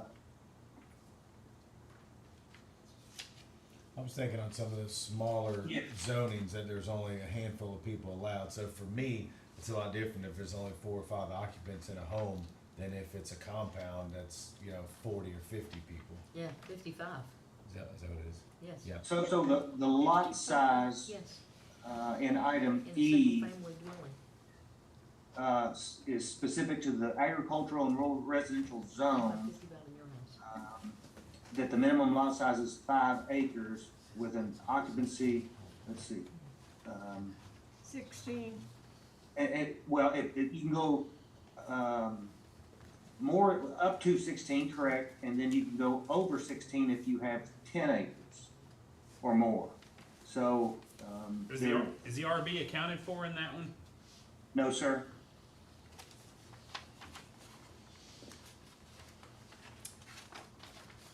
Robert, when is the next planning and zoning meeting that you would be able to take this item up before the planning and zoning? It would be July the 14th. All right, could you come up with an idea on certain ways to handle this, taking in consideration the different types of zones and how that can be looked at? Yes, sir. In my report, I would also reference the discussions at both the Board of Zoning Adjustments and the Fiscal Court meeting, just as a frame of reference for the Planning Commission. Okay, so what I'd ask for you then to do is we have 2 more court meetings in June, and I would say, if you could come up with a statement of that and bring that back to us, and we can tweak it or give a pat on the back and say thank you, take it to them. Is that fair enough, everybody? Squire Tracy, you're Okay. first. Robert, does your office, do you all keep like the fire department pre-plan, do you keep that on file? Or like the waste management, their report, is that on file in your office, or where could we get a copy of that at? For this case, we do have both the health department records and if we don't have the pre-plan in our file, I can obtain that from the chief with no problem. Okay, would it be, could I get a copy of that? And the reason I ask is, I just asked how many people and was told 55. And it's, when you hear that and you think that it's gonna be on a septic system, if I were to build a home today and I had 55 people living with me, the septic system would be, Massive. yes. So I guess my question is, I don't think the health department ever passed this. so that's my question. That's why I said before, this should be on city sewers. How do we go, I'd love to see the report from the health department in regards to how they got to approve this. All right, sure. I'd be happy to give it to the clerk and distribute it to the court.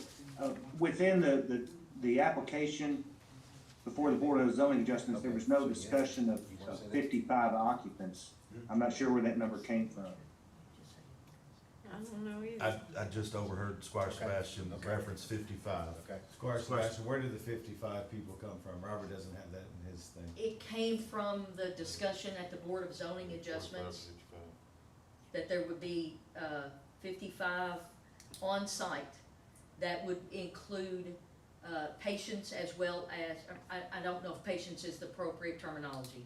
Patients as well as staff. Yes, because they have to have 24-hour, the way this residential facility is. You know, it doesn't close at 5 and everybody goes home. In other words, Your day. 55, not all at one time. Yes, but 55 could be there at all one, at yes, one time? sir. Okay, Yes, sir. all right, wow. And so that was that was another element of the conversation at this, about having a residential septic handling that volume of capacity. The word volume was used in a series of ways. At volume of traffic, volume of the septic handling it. Volume was used quite often. Okay, Well, and I know when we were originally discussing these, septic and sewer, the waste was a huge topic, or, centerpiece of conversation, so I just, concern. Well, when I look at the health department report, on their on-site sewage disposal system site evaluation sheet, they would require an additional 2,600 gallon tank along with the additional leach fields, and it's highlighted and asterisked in the report under item 11 that the maximum occupancy would be 40. And that's only if the additional septic system was installed. And Robert, does that site plan show the flood zone? Would that be enough room there to build that septic leach system outside of the flood zone? Mr. Cameron, who's with the health department, who performed the site evaluation, his field drawings do not show the flood zone. However, my office has provided Mr. Cameron with view-only rights to our GIS mapping, specific to flood zones and aerial imagery and addresses and things of that nature. So he is well aware, and of course we discussed this with him. He's well aware of the flood zone in the area. And to my knowledge, he does not allow or strongly discourages as much as possible any septic systems in a flood hazard area. But he has denied some in the past. all right, Robert, are you comfortable moving forward as a court and any other issues that Robert might need to address as part of this developing a concept for proximity to bring back to us, then to go to planning and zoning? Everybody comfortable with that?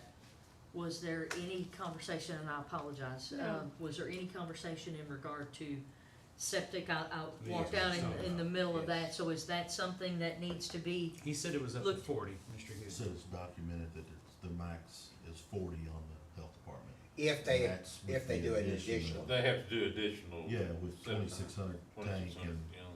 Okay. So there are- I think we should change it to future, in future, it should be on sewer systems, not a septic system. Oh, Huh. Well- should that be added to the amendments? Well, That's my opinion. I would say that that would definitely be a situation that you could be brought up after so many people, so many residents. I wouldn't Yeah. say initially that you would five, Right, 10, on or 5 whatever. people, I don't know maybe what not, that, but- and I don't know what that number would Right. be. Robert, do you feel comfortable at saying, cause you would be superseding the health department's,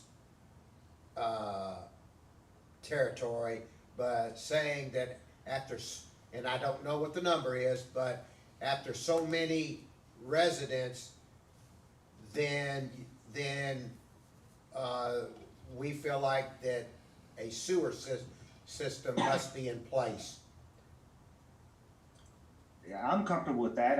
I'd like to work with Mr. Cameron at the Health Department to set that number, but I think that's very reasonable to put a maximum occupancy on a on-site septic system. Okay? One other thing that was an issue, in the Johnson Road case, that will be an issue for all cases, is the water supply capacity, because the Kentucky Department of Housing, Building, and Construction, will inspect and regulate these facilities through the Kentucky Building Code. And if I recall correctly, their, HPC is requiring a sprinkler system for this facility. And so we had great discussions between staff, my staff, the fire chief, and our chief building official and housing, building, and construction to narrow that down. So, once again, that's another limitation on, not only location, but occupancy. So all these things, are playing a role. I would But agree. I'm happy to, I'm sorry. I was just going to say, I would agree with you. Is that one of the 13 things they brought up in that meeting?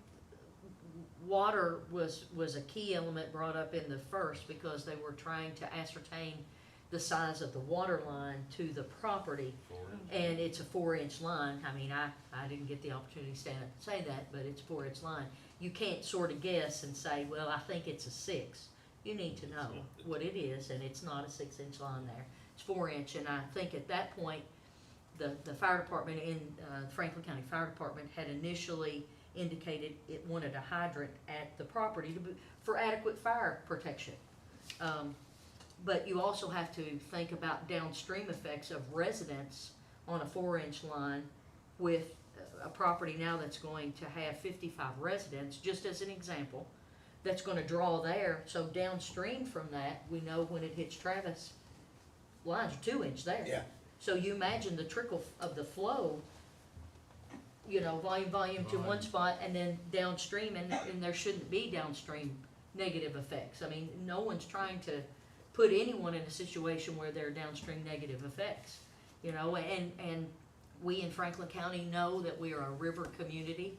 We also know that there are, we have a history, and the topography here is karst laden. So, that plays an impact.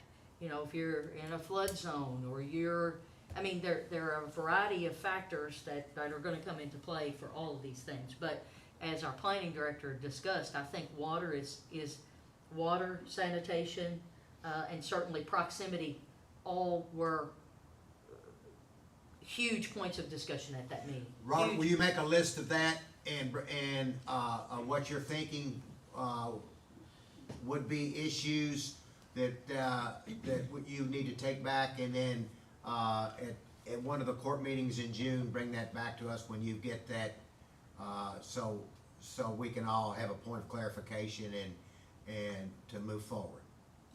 Yes, sir, and if I could address the issue with the water line, staff spent quite a bit of time trying to determine the actual size.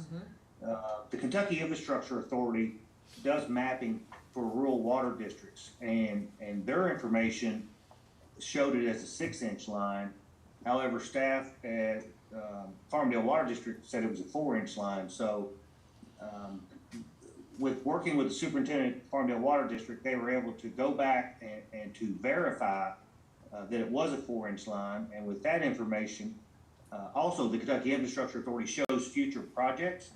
And so, since there is a future project on that road, not in front of this subject property, but on that road, I was able to reach out to the design engineer to confirm that water line size.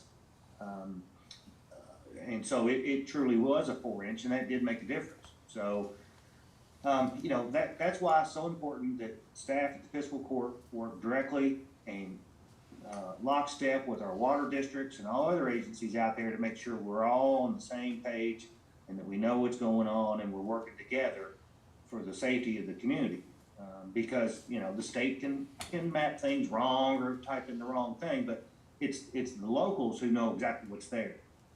And so, Right, and I just wanted to say how, you know, the discussion point was the downstream effect of that size of a water line. If a volume has to go into this property, what is the downstream effect of people that are beyond that point when they are attempting to utilize, you know, fresh drinking water? Pressure's already real low. Pressure's low there. I mean, you know the you know the lay of the land there. I own adjacent property to this, and I understand. my garage has some water pressure, my barn has zero. All right, I well, understand. okay, well, thank you, it's great discussion, Robert, if you'll bring that back to us in the near future, sometime in June if possible. We've had great discussions, let's move on, we've got quite a lengthy agenda. Robert, I see you got a Thank you, question. everyone. Judge, if I could to clarify, the next court meeting is June the 30th, is that correct? 16th, June The 16th. 16th, okay. Yes. All right, very good. Okay. Thank you. All right, thanks. The next item on the agenda is authorization approval of minutes from May 11th. Any discussion on that? Next item is authorization approval of minutes from special meeting of May 18th. Any discussion on that? The next item is authorization to receive the sheriff's 2021 tax collection settlement for collections period of May 1st. Sheriff, are you on? Thank you, Sheriff, for being on. You've got a couple items. You want to go over those? Yeah, as far as the tax settlement, I compared it to last year, and we're up $3,965,088.54, which brings the tax roll, real, and franchise up to $48,753.46.76. So the tax roll was up quite a bit, which we all know what that does. It helps fund sheriff's office, the county, and the other 7 tax districts. And as far as the delinquent bills that we turned over to the clerk, there was actually 22 less delinquents turned over this year. It was 636 in 2020. We turned over 614 this year, which is a good thing. And I think a lot of that has to do with all of our payments. We take cash, e-check, credit cards, and personal checks. So really any form of payment you can think of. And the online payment thing really worked out. So our collection rate was 99.1%, I believe, what that came out to, which is pretty big. Wow. Good deal. Way to go. Judge, Yes. I would like to say something in praise of Squire Sebastian attending those 2 meetings. 'Cause I was on the board of zoning adjustment for 7 or 8 years, and I know how long and boring they can be. So I appreciate you doing it. Okay. Any questions for Sheriff Quire? Okay, Sheriff, go to the next item. It's your, Yes, we're requesting that the court help supplement the sheriff's office for a 5% raise like we did in January, except we funded it then, and based on our projections with our budget, we're not gonna be able to come up with money to do this. And according to Fran and Lucas and I, when we ran our numbers, it cost $115,000 to give a 5 across a board raise, which is 2% CPI and a 3 for the comp, which I believe that's what the court came up with for the rest of the county employees. I appreciate you all always supporting public safety, and I think we do a good job, and it's a good value for the county. Much cheaper than if you had your own county police force. okay, any questions on that? You are our county police I was department. gonna say. Yeah. Well, Yeah. Exactly. yeah, but he's not under the direction of the judge, like. Yeah, the Like county, yeah, Woodford County. there is a county police force In Woodford piece. County? I understand, just No. saying. And Garrett County did it. Okay, any other questions? All right, thank you, Sheriff. Thank you. Next item is authorization approval of MOA between Kentucky and Department of Facilities and Support Services for the Franklin County Regional Jail to establish an agreement for work experience primarily in the area of construction for criminal offenders. Mr. Jailer, you've got one, Yes, sir. 2, 3, 4 items. Yes, sir. Ours are pretty simple. It's all renewals. I've divided it up between Chief and Captain Smith. So thank you all for your time. Good morning, court, and we'll get through this as quickly as we can do it for you. Some of it's good news. Go ahead, Chief. Hello, everyone. The current contract that you're looking at is for surplus. We had to change that for the benefit of the inmate. They had it in there where the inmates were being paid an hourly wage or a daily wage, and they weren't giving any good time. Department of Corrections would not give them any good time off their sentence for sentence reduction. Some of the inmates were unhappy with that. They wanted the time off of their sentence versus the state pay rate at a higher salary. So we changed that with negotiations with Surplus and their legal team. Surplus. Yeah, we understand what they're asking for. Squire Sebastian? So I have one question, and thank you, Judge. Who can advise as to which account these funds are gonna be remitted to from the Commonwealth? Do they go to the jail? Do they go to the commissary fund? Do they come to the Yeah. Franklin County? Susan Lawrenson? I just, who can advise and how does that I work? would say, Thank you. or, Rich, do you know, how do you all, where do these, actually? We normally get the checks either, it depends on the work site. They'll either come through the jail and go to the general fund, or they go directly to Susan, one of the two. Thank you. Okay. I just wanted to make sure. Thank you very much. Okay. The next item, sir. There's no change in the next contract. Okay. It's just a 2-year renewal. Okay. And the next one? That's the indigent. That'd be Captain Smith. She'll be right here for you. Okay. This is an agreement providing health care to the indigent prisoners. So this agreement we renew every year with medical in the hospital, and just this one specifically caters to the indigent prisoners. So this is signed by the hospital, as Fiscal Court, and then as well the president of the West Kentucky Correctional Health Care. Which is And this actually an the update next from item. last year. I'm sorry? Which is actually the next item. Correct. Okay. Any questions on that? You're approved. You're wanting to renew that one? You've been pleased with this group, Jailer? Yes, sir. We're absolutely pleased with Western Kentucky Medical financially and service-wise. To share a quick reason that their service is great, back a couple months ago, we had a late shift nurse call in sick. The doctor got in a plane in Paducah and flew a nurse here to cover a 8-hour shift. Wow. That's the kind of service this company's provided us for a year. At no additional charge? Excuse me? At no additional charge? No additional charge. That's The cool. doctor flies here. He has his own plane. No additional charge, and financially, we're much better off with this company. The only change in the contract is they have a clause for a 3% increase for their nurses and that nature. I was able to negotiate that to, instead of a big raise for that, we was gonna add 18 additional hours. And what that does is brings in another day shift nurse 3 days a week, so our head nurse can do some training. That's one thing we found this year we needed to do more of is training, which always more training, better off everybody is. So instead of 168 hours, which we had a typo in that, and I had it corrected yesterday afternoon, I hope it's right in yours. It's wrong on mine, but I had it fixed. It's 186 hours instead of 168. That's the only change in the contract. Those are the items that I sent out earlier. Highlighted. Oh, yeah, Yeah, I right. highlighted it in my Believe it or not, I caught that. Good for you. Squire Sebastian. Scar Sebastian did. Scar Sebastian caught it too.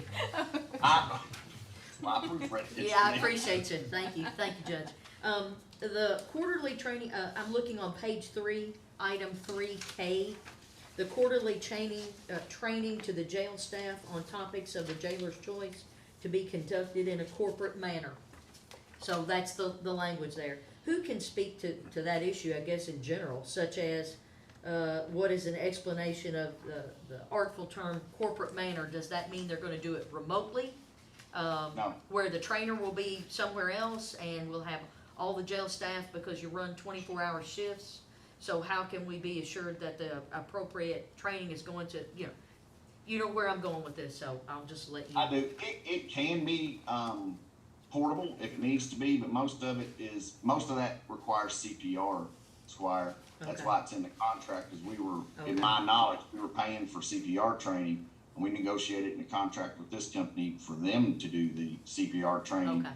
And then there's other things like bloodborne pathogens and stuff like that that they can teach. It's whatever classes we recommend I got you. or that we find we need throughout the year, but the main purpose is CPR for our staff. Okay. Do all staff at the jail have to, whether they are prepare meals or whatever, do all staff have to have the CPR, first aid, AED, that kind of training? Not by KAR, but if we have one do it, we try to have everybody do it. Okay. That way we're across the board. Okay. So what is the number of jail staff that can be trained?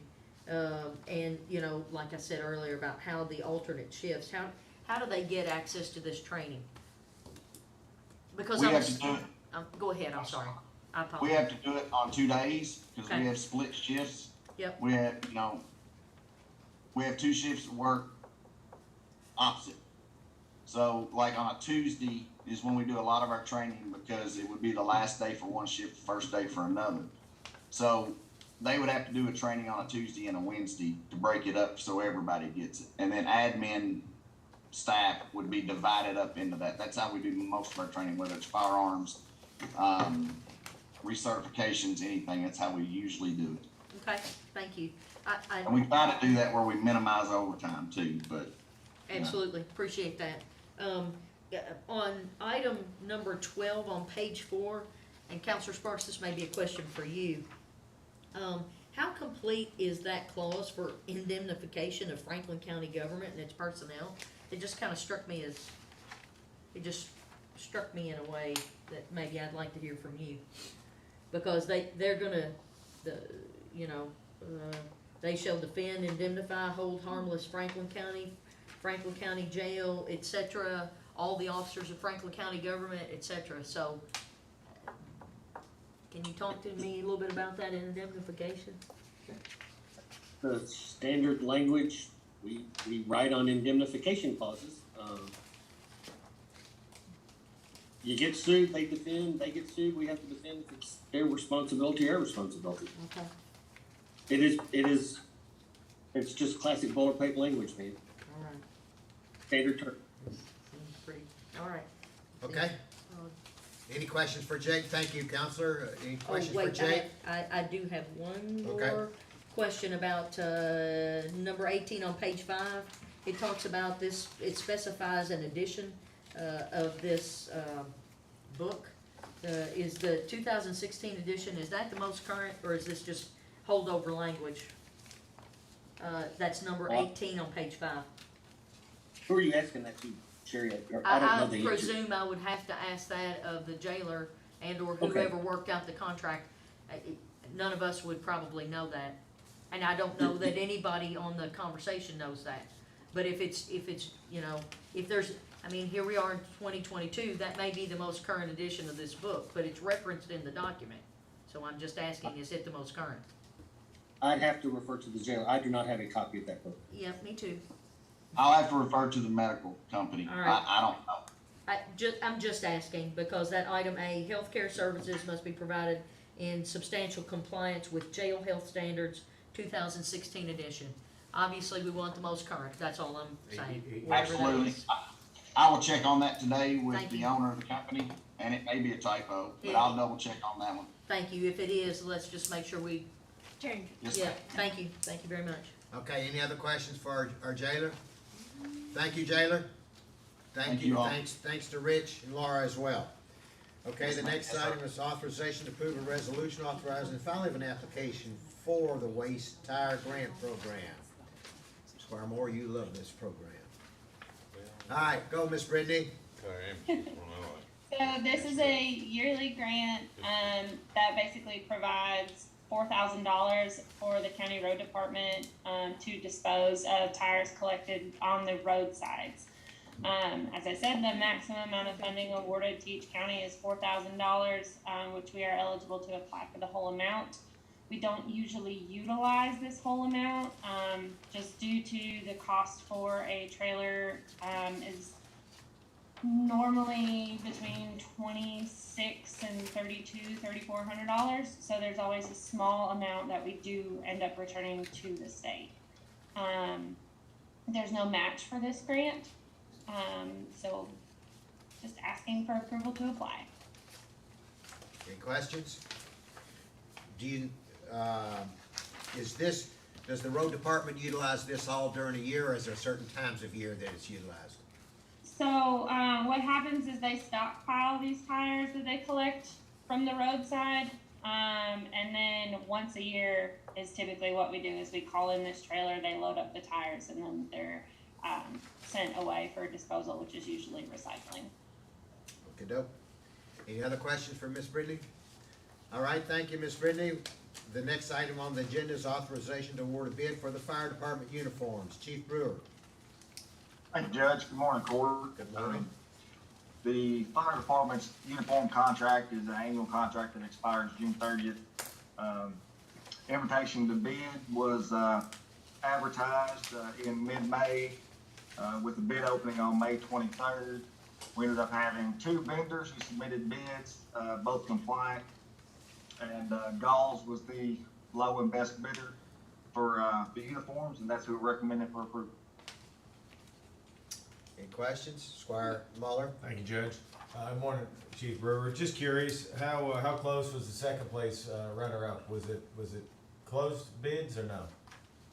It was closed. The bid tabulation sheet should be included there shows there wasn't a whole lot of difference within the prices. However, Galls was a little bit lower overall, and then some of the key items we buy the most of, they were actually lower on as well. Okay, thank you. Squire Booth? Galls is a frequent supplier of uniforms for the fire department, is that right? So they have done business with the fire department before, is that right? Yes, we currently have a contract with them that's ending June 30th, and we've been with them for probably 5 or 6 years now, at least, I would say. So they know what you need, yeah, They okay. do, and that's all included in the bid spec. Examples of all of our uniforms are placed out there, and then they're giving all the information of what type of embroidery and patching and certain types of clothing that we require to be able to meet NFPA standards. And they Okay. comply with that. Thank you. Okay. Thank you. Thank you, Chief.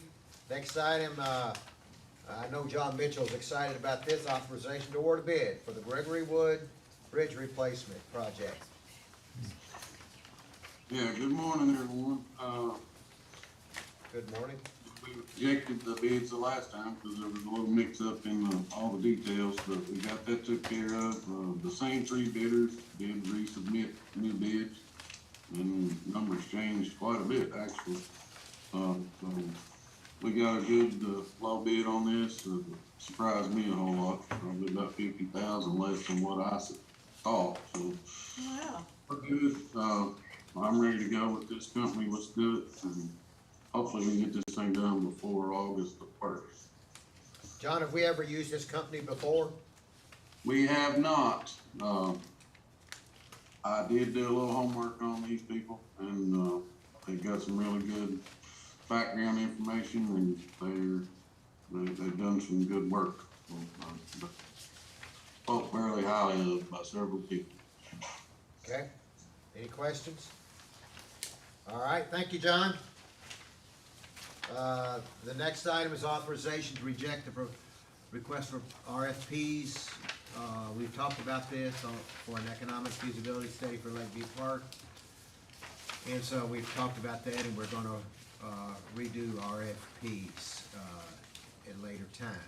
The next item is authorization to hire part-time seasonal park and golf employees. A rehire of Joe Hayner. New hires would be Lee Atha and Donald Christie. Is Charlie on? He may not be, he is traveling. Oh, there. You did Hey, make it. Charlie's there. I'm here. Okay, Hey, Charlie. He's happy. How warm is it where you are, Charlie? It's 8 o'clock in the morning out there too, isn't it? Yeah, but it's in the 80s already. Yeah. It'll get to 100. Phoenix. No, I appreciate you all taking the time to look at this. We just got to still fill in some gaps with some these are golf hires. Joe is a rehire. He's got some experience, and then the other two will be new hires. All right, any questions? All right, Charlie, have a safe trip home. Enjoy yourself Thanks, while guys, you're there. And I know we're reworking this RFP. If I can do anything, please let me know. I'll be glad to help. Yeah, we'll want you part of the group getting together. Did you hear that discussion earlier? I did, yes. Okay, all right, thank you. Thank you. Okay, thanks for being on. The next item is authorization to approve appointments. One to the Paul Sawyer Public Library Board, and that is Martha Bartholomew. This other one is for the Farmdale Sanitation District Board, and that's Hank Swigert replacing Ferlin Wright. Any questions on those? The next item then, Squire Sebastian. I was just, I'm sorry, Maria, and that says Martha Bartholomew. Well, I spelled it wrong, I apologize. Okay, Is all it right. Martha or Maria? My paper says Martha. Let's see, hold on, let me look at the order, it is Maria. Oh, it's Maria in this document. Yes, I just typed it wrong on his agenda, I apologize. Okay. Squire Sebastian? I was just gonna ask, in regard to the Farmdale sanitation, how many applicants did we get for that? 0. Well, 1. Okay, Hank Swigert. well then, that negates what elevates that applicant. My standard question, what elevates elevates him is he turned this one in. candidate above the others who applied? Yeah. He turned one in. You can ask that, I don't think I can answer it. All right. And we're glad to get him too. Yeah. And we appreciate Ferlin Wright's work. Yes, he's He's good. been an excellent member. The next item on the agenda is authorization to approve budget transfer for Miss Susan. Miss Susan, you've got several, you've got just about the rest of them, so you can get your drink of water and begin. Yes, good morning, Court. Let's see, budget transfer, is that the first one? Budget transfer. Yes, this is at the request of the jailer to realign some activity that he needs to accomplish at his request. I believe that's the only item on that budget transfer. There will be additionals, as you are all familiar with, at the year end. We'll be doing probably quite a few at the next court to align our specific line items with activities. And then the next item is the second reading and approval of the budget. We did send it to the Department of Local Government for review, and with their review, it has come back with no changes. And there were a couple of questions for clarification, which I addressed. And so we have, the next step is just vote for passage. The next item, the annual order for pre-approving certain recurring expenses. As you all are aware, Fiscal Court meets each time to approve payment of the bills.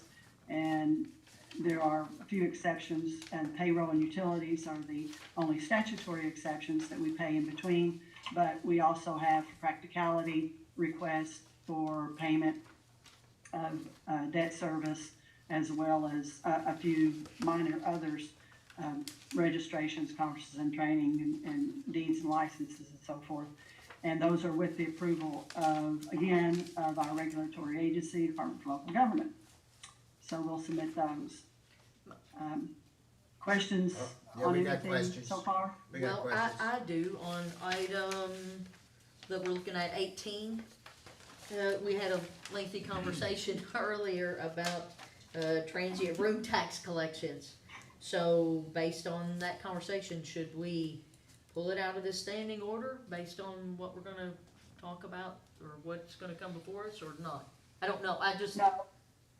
no. No, Is- this, So is this, it's, I'm sorry, go the, ahead, please. we collect the transient room tax and pass it through to tourism, so, and then the other part of it that we collect, the Fine Arts Center tax, is for a debt service payment. Right, So those are approved. As far as the discussion that you had before, if we, that would be addressed at a later time. If there's still transient room taxes, they would be passed on to another agency based on whatever ordinance is you pass. Okay. So this isn't new, would that be accurate? So this is the way we've always done it, right? Yes, yes. it just jumped out at me based on what we talked about earlier. Yeah, really. So, Sure. thank you. Sure. Is that, Well, was I that your mean, our questions, ordinance dictates, Tracy? our interlocal agreement, or our ordinance dictates how the money flows. So within whatever special district you chose to create and change the flow of the county's transient room tax, then that ordinance would identify that flow. So our current ordinance, interlocal ordinance for transient room tax, is joint with the city. It says that we collect, for just the county hotels, and that goes to tourism, and the city collects just for the city hotels, and that goes to tourism. So it's a joint process, by ordinance. Thank you. Does that answer your question? Yes, I just noted it based on the conversation we had earlier and thought it was the Sure. prudent time to ask the question. Thank you. Sure. Sure, and in answer to your question earlier about booking the state contracts with the jail, the current, I think they have one with transportation currently, that are like guardrail project or something. Yes. And the jail does that billing on that service, and transportation sends the check to the jail, and then they send the check on downtown. And it's booked in the jail fund at 034536 revenue code. All right, So so that's all jail of, contracts. so all of the jail contracts are booked directly to the jail and just don't go in the general fund? Well, they're In the the general jail fund pool, you know what I'm saying? The jail fund. The jail fund, They're booked with the jail exactly. fund. Yeah. Okay, all right, thank you. Yes. And let's see, treasurer's report, no, amendment. Did we skip the amendment? Second reading of the You amendment? did, but it's okay. but- You just went a little out of order. Okay, well, Yeah. straighten me out here. No. So the budget amendment, again, that's, in anticipation of receiving, the second round of ARPA funds. We have not yet received it. I've not seen an updated notification, but I am monitoring that daily. And the primary objective of this amendment was try to be, because we have so few meetings left, to have that in place, should we receive it before the end of the fiscal year. So we do have, we have that formatted in place for a contingent reserve, no specific appropriation, just a contingency and reserve. And the other funds, again, are just in anticipation of some of the transfer activity that we budget for and need to make, again, for accommodating transactions for the end of the year. Hopefully, we don't have to address another amendment, but we are, like I said, monitoring the activity in the fire fund very closely. There have been some out of the ordinary expenses for maintenance, and I know the chief is concerned about that as well. And should those need to be paid before the end of the year, that budget was very tight all the way around for this fiscal year. So we, again, as far as year-end forecast or treasurer's report for year-end forecast, I don't have it. It's still happening. it's still happening. So we'll be addressing probably, like I said, additional budget transfers at the next meeting. Are there specific questions about any specific line items or funds that I could research or address for court? Let me know. What about payment of claims? Any questions on payment of claims? Okay, thank you, Susan. The next item is, any other business for the court? Squire Sebastian, you were first. Thank you, Judge. I've had a number of constituents reach out inquiring why the Farmville Water District Administrative Office continues to be closed to the public. You know, the plant board opened its office lobby to the general public in June 2021. Peaks Mill Water District opened its office in July of 2021. And the Farmville office is still closed. I realize that is not a matter for fiscal court, but my constituents have reached out asking why in 2022 the administrative offices continue to be closed. Can't reach out to the board chairman to ask if there's some policy in place, as Did you know. you ask the board chairman that? You can't ask the board chairman that right now. He's in the hospital. Oh, well, the second acting. Well, just remember, with last meeting, we just appointed a new person to the board, Yeah, you know, so I mean, there's a challenge in structure. Okay. So, I'll ask. I'm just Are you- bringing you're that up at- because you're- I've had a number of constituents ask I'll about Is see that. your I can office find it. open to make payments?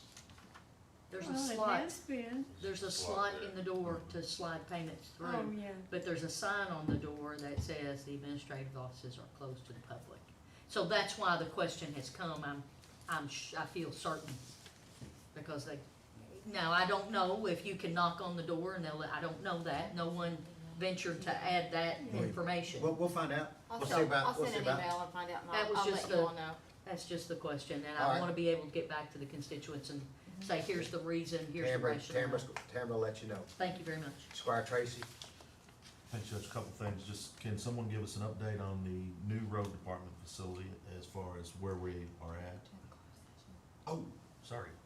And then, next question, during the budget meeting, the last budget meeting, I asked, Charlie, I think Charlie and the county attorney were gonna get together in regards to, salaries that were referenced by Charlie. Did that get worked out? Did you hear that question, Charlie Lewis? I'm here, yes. We did discuss that, and I understand why you asked that question, because it sounded like we were setting wages based on age, which obviously you can't do for age discrimination. So it is based on their job description and what their performances are, what they're required to do. So, excuse me. Yeah, we did discuss that. I discussed that with Mr. Sparks and Betty Jo in HR, so we've got that covered. So we obviously, without question, cannot make any discrimination based on payment based by their ages. So we So it's did worked work out. that out. Okay, thank you so much. Yeah. Thank you, Scott. We've been very severe, as sometimes I can be, about the necessity to ensure that all employees hired are hired pursuant to the criteria of federal, state, and the administrative code without discrimination of race, wages, race, age, national origin, sexual, et cetera. And we've covered that in great and deep detail. So I can assure you that's not gonna happen to you at all, if I can do anything about it. Squire Sebastian? I apologize, Judge, I had one other thing. I've been contacted by a car club about, again, having car shows open to the public out at Lakeview Park. So the first one is scheduled for June the 12th. Any member of Franklin County government that would like to be part of sponsoring, again, those activities. This one will be located in the Paddock area because the Carter House is already rented for June 12th. It appears to be the only conflict with the potential summer dates. So there's a paddock area that's adjacent to, that backs up to Franklin County High School and the upper barn where some of the mowing equipment is. So it'll be in that area. Are you asking us for our attendance or money?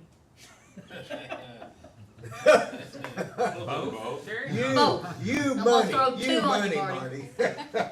Throwing 2 on you. What time is that? 2 to 5. They will all be 2 to 5. That accommodates church schedules and then gives the community something to do, which we hear a number of people are always looking for things to do on the weekend that are free and open to the public, and out at picturesque Lakeview Park couldn't be a better opportunity. Charlie Lewis, are you on? Are you aware of this? Oh, yes, yeah. Yeah, we've got 3 set up so far. Okay.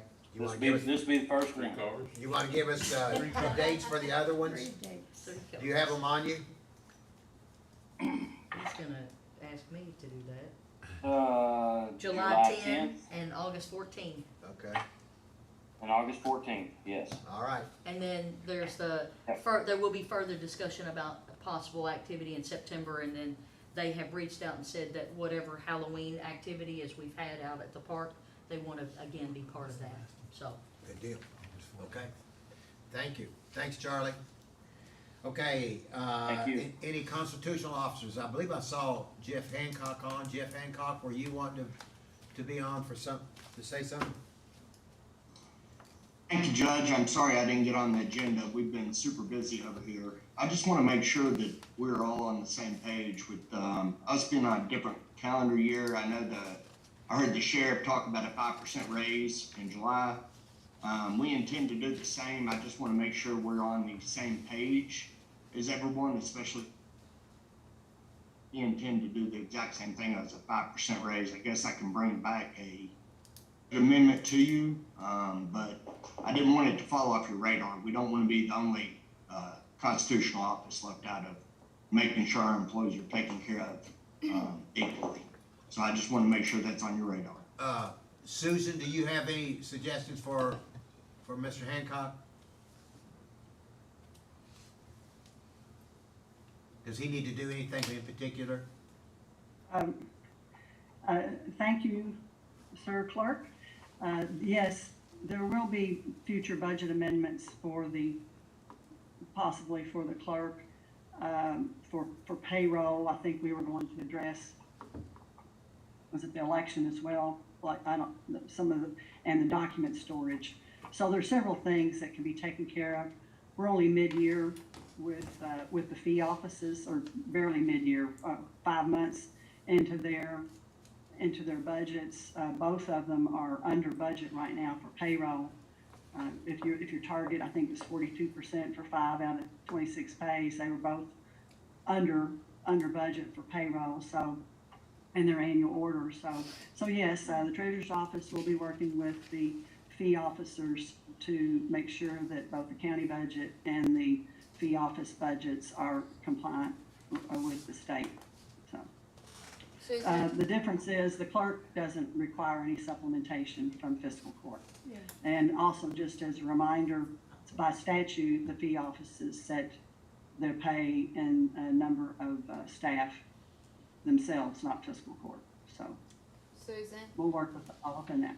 I'm sorry, will we need to process, through court, an amendment to their annual order for the deputies? This can all take, again, we're only 5 months into a calendar year. We've got time, plenty of time to address this issue as well as any others that might come up, through a process. There's no rush. It doesn't have to be done by July 1st.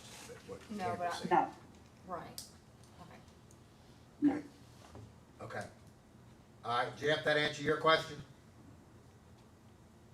I appreciate it. I just didn't want anybody to, I don't want any confusion out there. I'd rather be in front of it instead of behind it.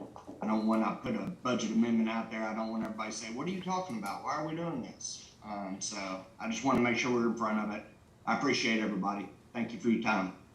Okay. Madam Treasurer? Ms. So- Susan, Squire Sebastian has a question for you.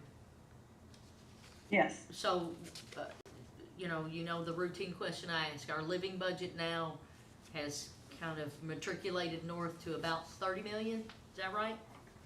So kind of above, between 29 and 30? Our typical living budget? Yeah, I actually, looks like it's about 28.3. I did provide I like a that. wheel Like of some of that. appropriations, for You the did. coming fiscal year. You did. It had, I think it was $28,258,000. You did. That excluded capital expenses and federal projects. So yes, I believe that would be the example that you're talking about as far as the living budget. Yeah, and about, what, 65% of that is payroll and benefits, correct? That is correct. Okay. All right, just making sure that everyone has the understanding that they may see in our local circulated newspaper that it's 45 million that we have, but the living budget is nowhere near that. That is ballooned because of capital projects and federal money, Oh. one-time federal money. Okay. So just wanna, again, I try to put that out there every meeting, just so everybody has the same expectation level. Thank you. Sure, well, that's good for clarification, and as far Yes, as it is. your clarification points go, that was also one of the points of discussion with the Department for Local Government, because the fee offices flow through Fiscal Court, but the clerk's office is a wash and actually a plus. As you know, the clerk's office does generate fees, that are, fees, taxes, whatever, that are passed on to the general fund of Fiscal Court, through excess fees, and provide funding, but the county police force, as you so aptly pointed out, Squire Sebastian, costs money, and it does require over $1 million in supplementation from Fiscal Court currently, and obviously that's going to continue to go up as far as trends go, the cost of that service. So, but that does balloon our overall budget as well, because of that, the way that flows through Fiscal Court. If we could just show the reimbursement and the payment, then it would, like a zero sum, no receipts and no expenditures, because it's 100% reimbursed, there'd be, our whole budget might look a lot differently.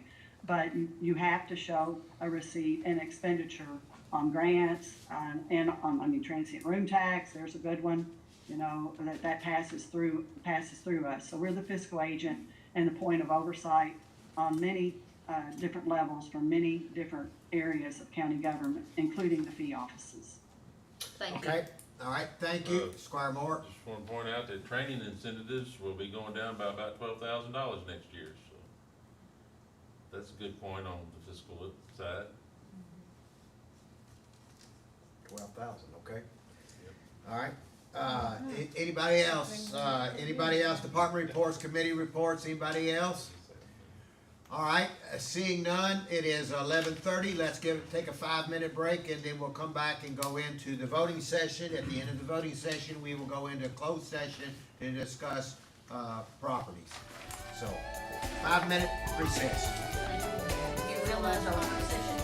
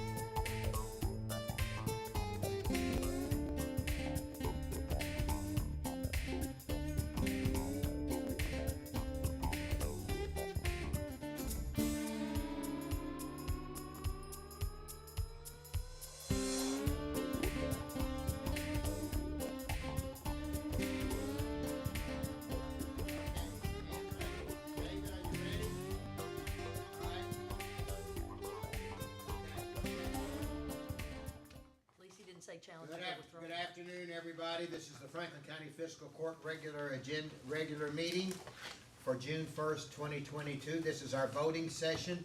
Clerk, would you call the roll? Squire Sebastian. Here. Squire Blackburn. Present. Squire Muller. Present. Squire Tracy. Here. Squire Booth. Here. Squire Moore. Here. Judge Wells. Here. Next item on the agenda is authorization for approval of minutes from our special meeting of May 11th, 2022. So moved. Second. Call the roll? Squire Sebastian. Yes. Squire Blackburn. Yes. Squire Muller. Yes. Squire Tracy. Yes. Squire Booth. Yes. Squire Moore. Yes. Judge Wells. Yes. Next item is authorization and approval of minutes from our special meeting of May 18th, 2022. So moved. Second. Oh, who made the motion? I'm sorry. JW. Okay. Call the roll? Squire Sebastian. Yes. Squire Blackburn. Yes. Squire Muller. Yes. Squire Tracy. Yes. Squire Booth. Yes. Squire Moore. Yes. Judge Wells. Yes. Next item is authorization to receive the sheriff's 2021 tax collection settlement for collections period of May 1st, 2021 through April 30th, 2022. So moved. Second. Call the roll? Squire Sebastian. Yes. Squire Blackburn. Yes. Squire Muller. Yes. Squire Tracy. Yes. Squire Booth. Yes. Squire Moore. Yes. Judge Wells. The sheriff was telling us that his collection rate was over 99%. That's one of the best we've ever heard, and congratulations to the sheriff on that. Absolutely. I vote yes. The next item is authorization to approve supplementing the sheriff's 2022 budget in the amount of $115,000 to provide a 2% cost of living and a 3% compensation offset adjustment for employees. So moved. Second. Call the roll? Squire Sebastian. Yes. Squire Blackburn. Yes. Squire Muller. Yes. Squire Tracy. Yes. Squire Booth. Yes. Squire Moore. Yes. Judge Wells. Yes.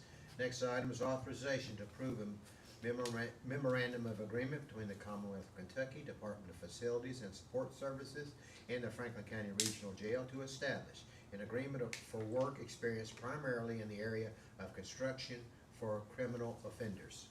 So moved. Second. Is there a second? Squire Tracy. Second, okay. Call the roll? Squire Sebastian. Yes. Squire Blackburn. Yes. Squire Muller. Yes. Squire Tracy. Yes. Squire Booth. Yes. Squire Moore. Yes. Judge Wells. Yes. Next item is authorization to approve a memorandum of agreement with the Kentucky Transportation Cabinet, Kentucky Department of Corrections, and the Franklin County Regional Jail for roadside inmate work crews. So moved. Second. Call the roll? Squire Sebastian. Yes. Squire Blackburn. Yes. Squire Muller. Yes. Squire Tracy. Yes. Squire Booth. Yes. Squire Moore. Yes. Judge Wells. And yes, this is one of the better programs that we have going in Franklin County because it provides so many services to so many agencies in our community, for example. And residents, yeah. And residents too, so it's a great service. I vote yes. The next item is authorization to approve an agreement for providing health care to indigent prisoners at the Franklin County Regional Jail. So moved. Second. Did somebody second? Yes. Squire Muller. Okay, call the roll? Squire Sebastian. Yes. Squire Blackburn. Yes. Squire Muller. Yes. Squire Tracy. Yes. Squire Booth. Yes. Squire Moore. Yes. Judge Wells. Yes, next item is authorization to approve a renewal of inmate health services agreement with the West Kentucky Correctional Healthcare LLC beginning July 1st, 2022 and ending June 30th, 2023. So moved. Second. Call the roll? Squire Sebastian. Yes. Squire Blackburn. Yes. Squire Muller. Yes. Squire Tracy. Yes. Squire Booth. Well, we were going to wait to see if that, jail health standard was the most recent released, but I am assuming that that will be taken care of, so I am a yes. I will let you all know. Thank you. Jailer Bonner has something on that. I called during break. That is Keiko's standard. It is 2016 is the latest model. Thank you. Thank you. Thank you. Okay, Squire Moore. Yes. Judge Wells. yes. Next item is authorization to approve a resolution authorizing the filing of an application for the 2022-2023 Waste Tire Grant Program with the Kentucky Department of Environmental Protection, Division of Waste Management. So moved. Second. All right, got a second? Amber? Yes. Okay, call the roll. Squire Sebastian. Yes. Squire Blackburn. Yes. Squire Muller. Yes. Squire Tracy. Yes. Squire Booth. Yes. Squire Moore. Yes. Judge Wells. Yes, next item is authorization to award the lowest bid for the fire department uniforms to Galls. So moved. Second. Call the roll. Squire Sebastian, Yes. Squire Blackburn, Yes. Squire Muller. Yes. Squire Tracy. Yes. Squire Booth, Yes. Squire Moore, Yes. Judge Wells. Yes. Next item is authorization to award the lowest bid for Gregory Woods Bridge Replacement Project to the Galusha Contracting LLC Company. So moved. Second. Call the roll. Squire Sebastian. Yes. Squire Blackburn. Yes. Squire Muller. Yes. Squire Tracy. Yes. Squire Booth, Yes. Squire Moore, Yes. Judge Wells. Yes, next item is authorization to reject the request for proposals, RFP, received for an economic feasibility study for Lakeview Park, including options for funding the development and management of a sports and convention center facility. So moved. Second. Call the roll. Squire Sebastian. Yes. Squire Blackburn. Yes. Squire Muller. First, I just want to thank all the agencies for turning bids in. We truly appreciate that. I'm just sorry it wasn't exactly what we were looking for. Yes. Squire Tracy. Yes. Squire Booth, Yes. Squire Moore. Yes. Judge Wells. We will be doing another RFP to clarify what our needs are, to help us with the clarification and moving forward. So we will be doing that with some help of other people. I vote yes. The next item is authorization to rehire Joe Hayner as a part-time seasonal park and golf employee. So moved. Second. Call the roll. Squire Sebastian. Yes. Squire Blackburn. Yes. Squire Muller. Yes. Squire Tracy. Yes. Squire Booth, Yes. Squire Moore, Yes. Judge Wells. Yes, next item is authorization to hire Lee Atha as a part-time seasonal park and golf employee. So moved. Second. Go ahead. Squire Sebastian. Yes. Squire Blackburn. Yes. Squire Muller. Yes. Squire Tracy. Yes. Squire Booth, Yes. Squire Moore, Yes. Judge Wells. Yes. Next item is authorization to approve reappointment of Maria Bartholomew to the Paul Sawyer Well, Public Library. Well, we have Donald One more. Christie. Oh, did I miss that? I don't know. Donald Christie, sorry, okay. I guess I just checked it. Authorization to hire Donald Christie as a part-time seasonal park and golf employee. So moved. Second. Call the roll. Squire Sebastian. Yes. Squire Blackburn. Yes. Squire Muller. Yes. Squire Tracy. Yes. Squire Booth, Yes. Squire Moore, Yes. Judge Wells. Yes, didn't know what that was about, but whatever. Okay, now, the next one, I'm sorry about Miss Bartholomew that I didn't get your name correct at the work session. This one is authorization to approve reappointment of Maria Bartholomew to the Paul Sawyer Public Library Voting Board for a term ending June 30th, 2026. So moved. Second. Call the roll. Squire Sebastian. Yes. Squire Blackburn. Yes. Squire Muller. Yes. Squire Tracy. Yes. Squire Booth, Yes. Squire Moore, Yes. Judge Wells. Yes, the next item is authorization to approve appointment of Hank Schweiger to the Farmdale Sanitation District Board for a term ending June 30th, 2026, replacing Ferlin Wright. So moved. Second. Call the roll. Squire Sebastian, Yes. Squire Blackburn, Yes. Squire Muller, We thank Mr. Wright for serving on the board. It's very important that people serve on our boards, and thank you to Mr. Swaggart, so yes. Squire Tracy. Yes. Squire Booth, I reiterate what Squire Muller said about Ferlin Wright, and I vote yes. Squire Moore, Yes. Judge Wells. Yes, Ferlin Wright has been an excellent board member, and we appreciate his services. He's come to every meeting, he's worked time and time outside of the meetings to help the people in the area, and we appreciate his services and look forward to Hank Schweigert being on the board. He'll be an excellent board member as well. Yes. The next item is authorization to approve the budget transfer for fiscal year 2021, 2022. So moved. Second. Squire Sebastian, Yes. Squire Blackburn. Yes. Squire Muller. Yes. Squire Tracy. Yes. Squire Booth, Yes. Squire Moore, Yes. Judge Wells. Yes, the next item is second reading and approval of amendment number 4 to ordinance number 6, 2021, relating to budget for fiscal year 2021, 2022. So moved. Second. Okay, Squire Sebastian? Yes. Squire Blackburn? Yes. Squire Muller? Yes. Squire Tracy? Yes. Squire Booth? Yes. Squire Moore? Yes. Judge Wells? yes, next item is authorization to approve an annual standing order pre-approving certain reoccurring expenses. So moved. Second. Squire Sebastian? Yes. Squire Blackburn? Yes. Squire Muller? Yes. Squire Tracy? Yes. Squire Booth? Yes. Squire Moore? Yes. Judge Wells? Yes. The next item is second reading and approval of an ordinance relating to the budget for fiscal year 2022, 2023. So moved. Second. Squire Sebastian?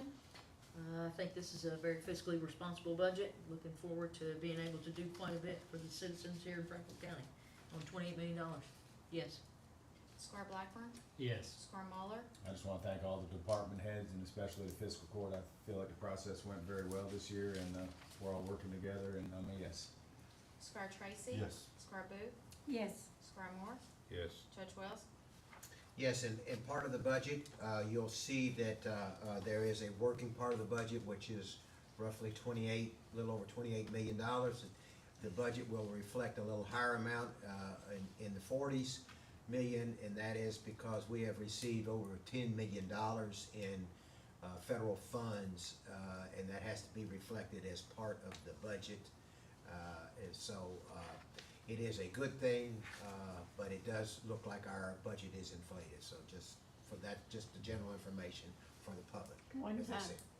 Well, it depends whether you spend it next year or not. But I will say this, the good part of this budget is, there's several good things. We are spending money to help the Humane Society build the new shelter. We're also got money in the budget to build a new road department, and that's moving forward as well. So there are a lot of really good things in as part of this budget, and we look forward to moving that on. Okay? Yes. The next item is authorization to receive the treasurer's report. So moved. Second. Squire Sebastian? Yes. Squire Blackburn? Yes. Squire Muller? Yes. Squire Tracy? Yes. Squire Booth? Yes. Squire Moore? Yes. Judge Wells? Yes. The next item is payment of claims. Is there a motion to deny any payment of any claims? All right, seeing none, let the record reflect claims are ordered to be paid. The next item is authorization to go into closed session per KRS 61.810, subsection 1, subsection B, deliberations on the future acquisition or sale of real property by a public agency when publicity would be likely to affect the value of the property. No action will be taken during this closed session, and we will return to the open session to adjourn. Judge, before we get a motion on that, shouldn't we set a time to talk about the administrative code? It is June, you know. We'll put that on the next. My presumption it would be on the next. We'll be on the next, that's what we were gonna do, is put it on the next one. Okay. Yeah. All right. It will be I'll make the reflected. motion to go into closed session. Okay, Second. okay. Squire Sebastian? Yes. Squire Blackburn? Yes. Squire Muller? Yes. Squire Tracy? Yes. Squire Booth? Yes. Squire Moore? Yes. Judge Wells? Yes. Okay, we'll go into closed session. Andrew, tell us, I think we're gonna have Kelly Lang come on.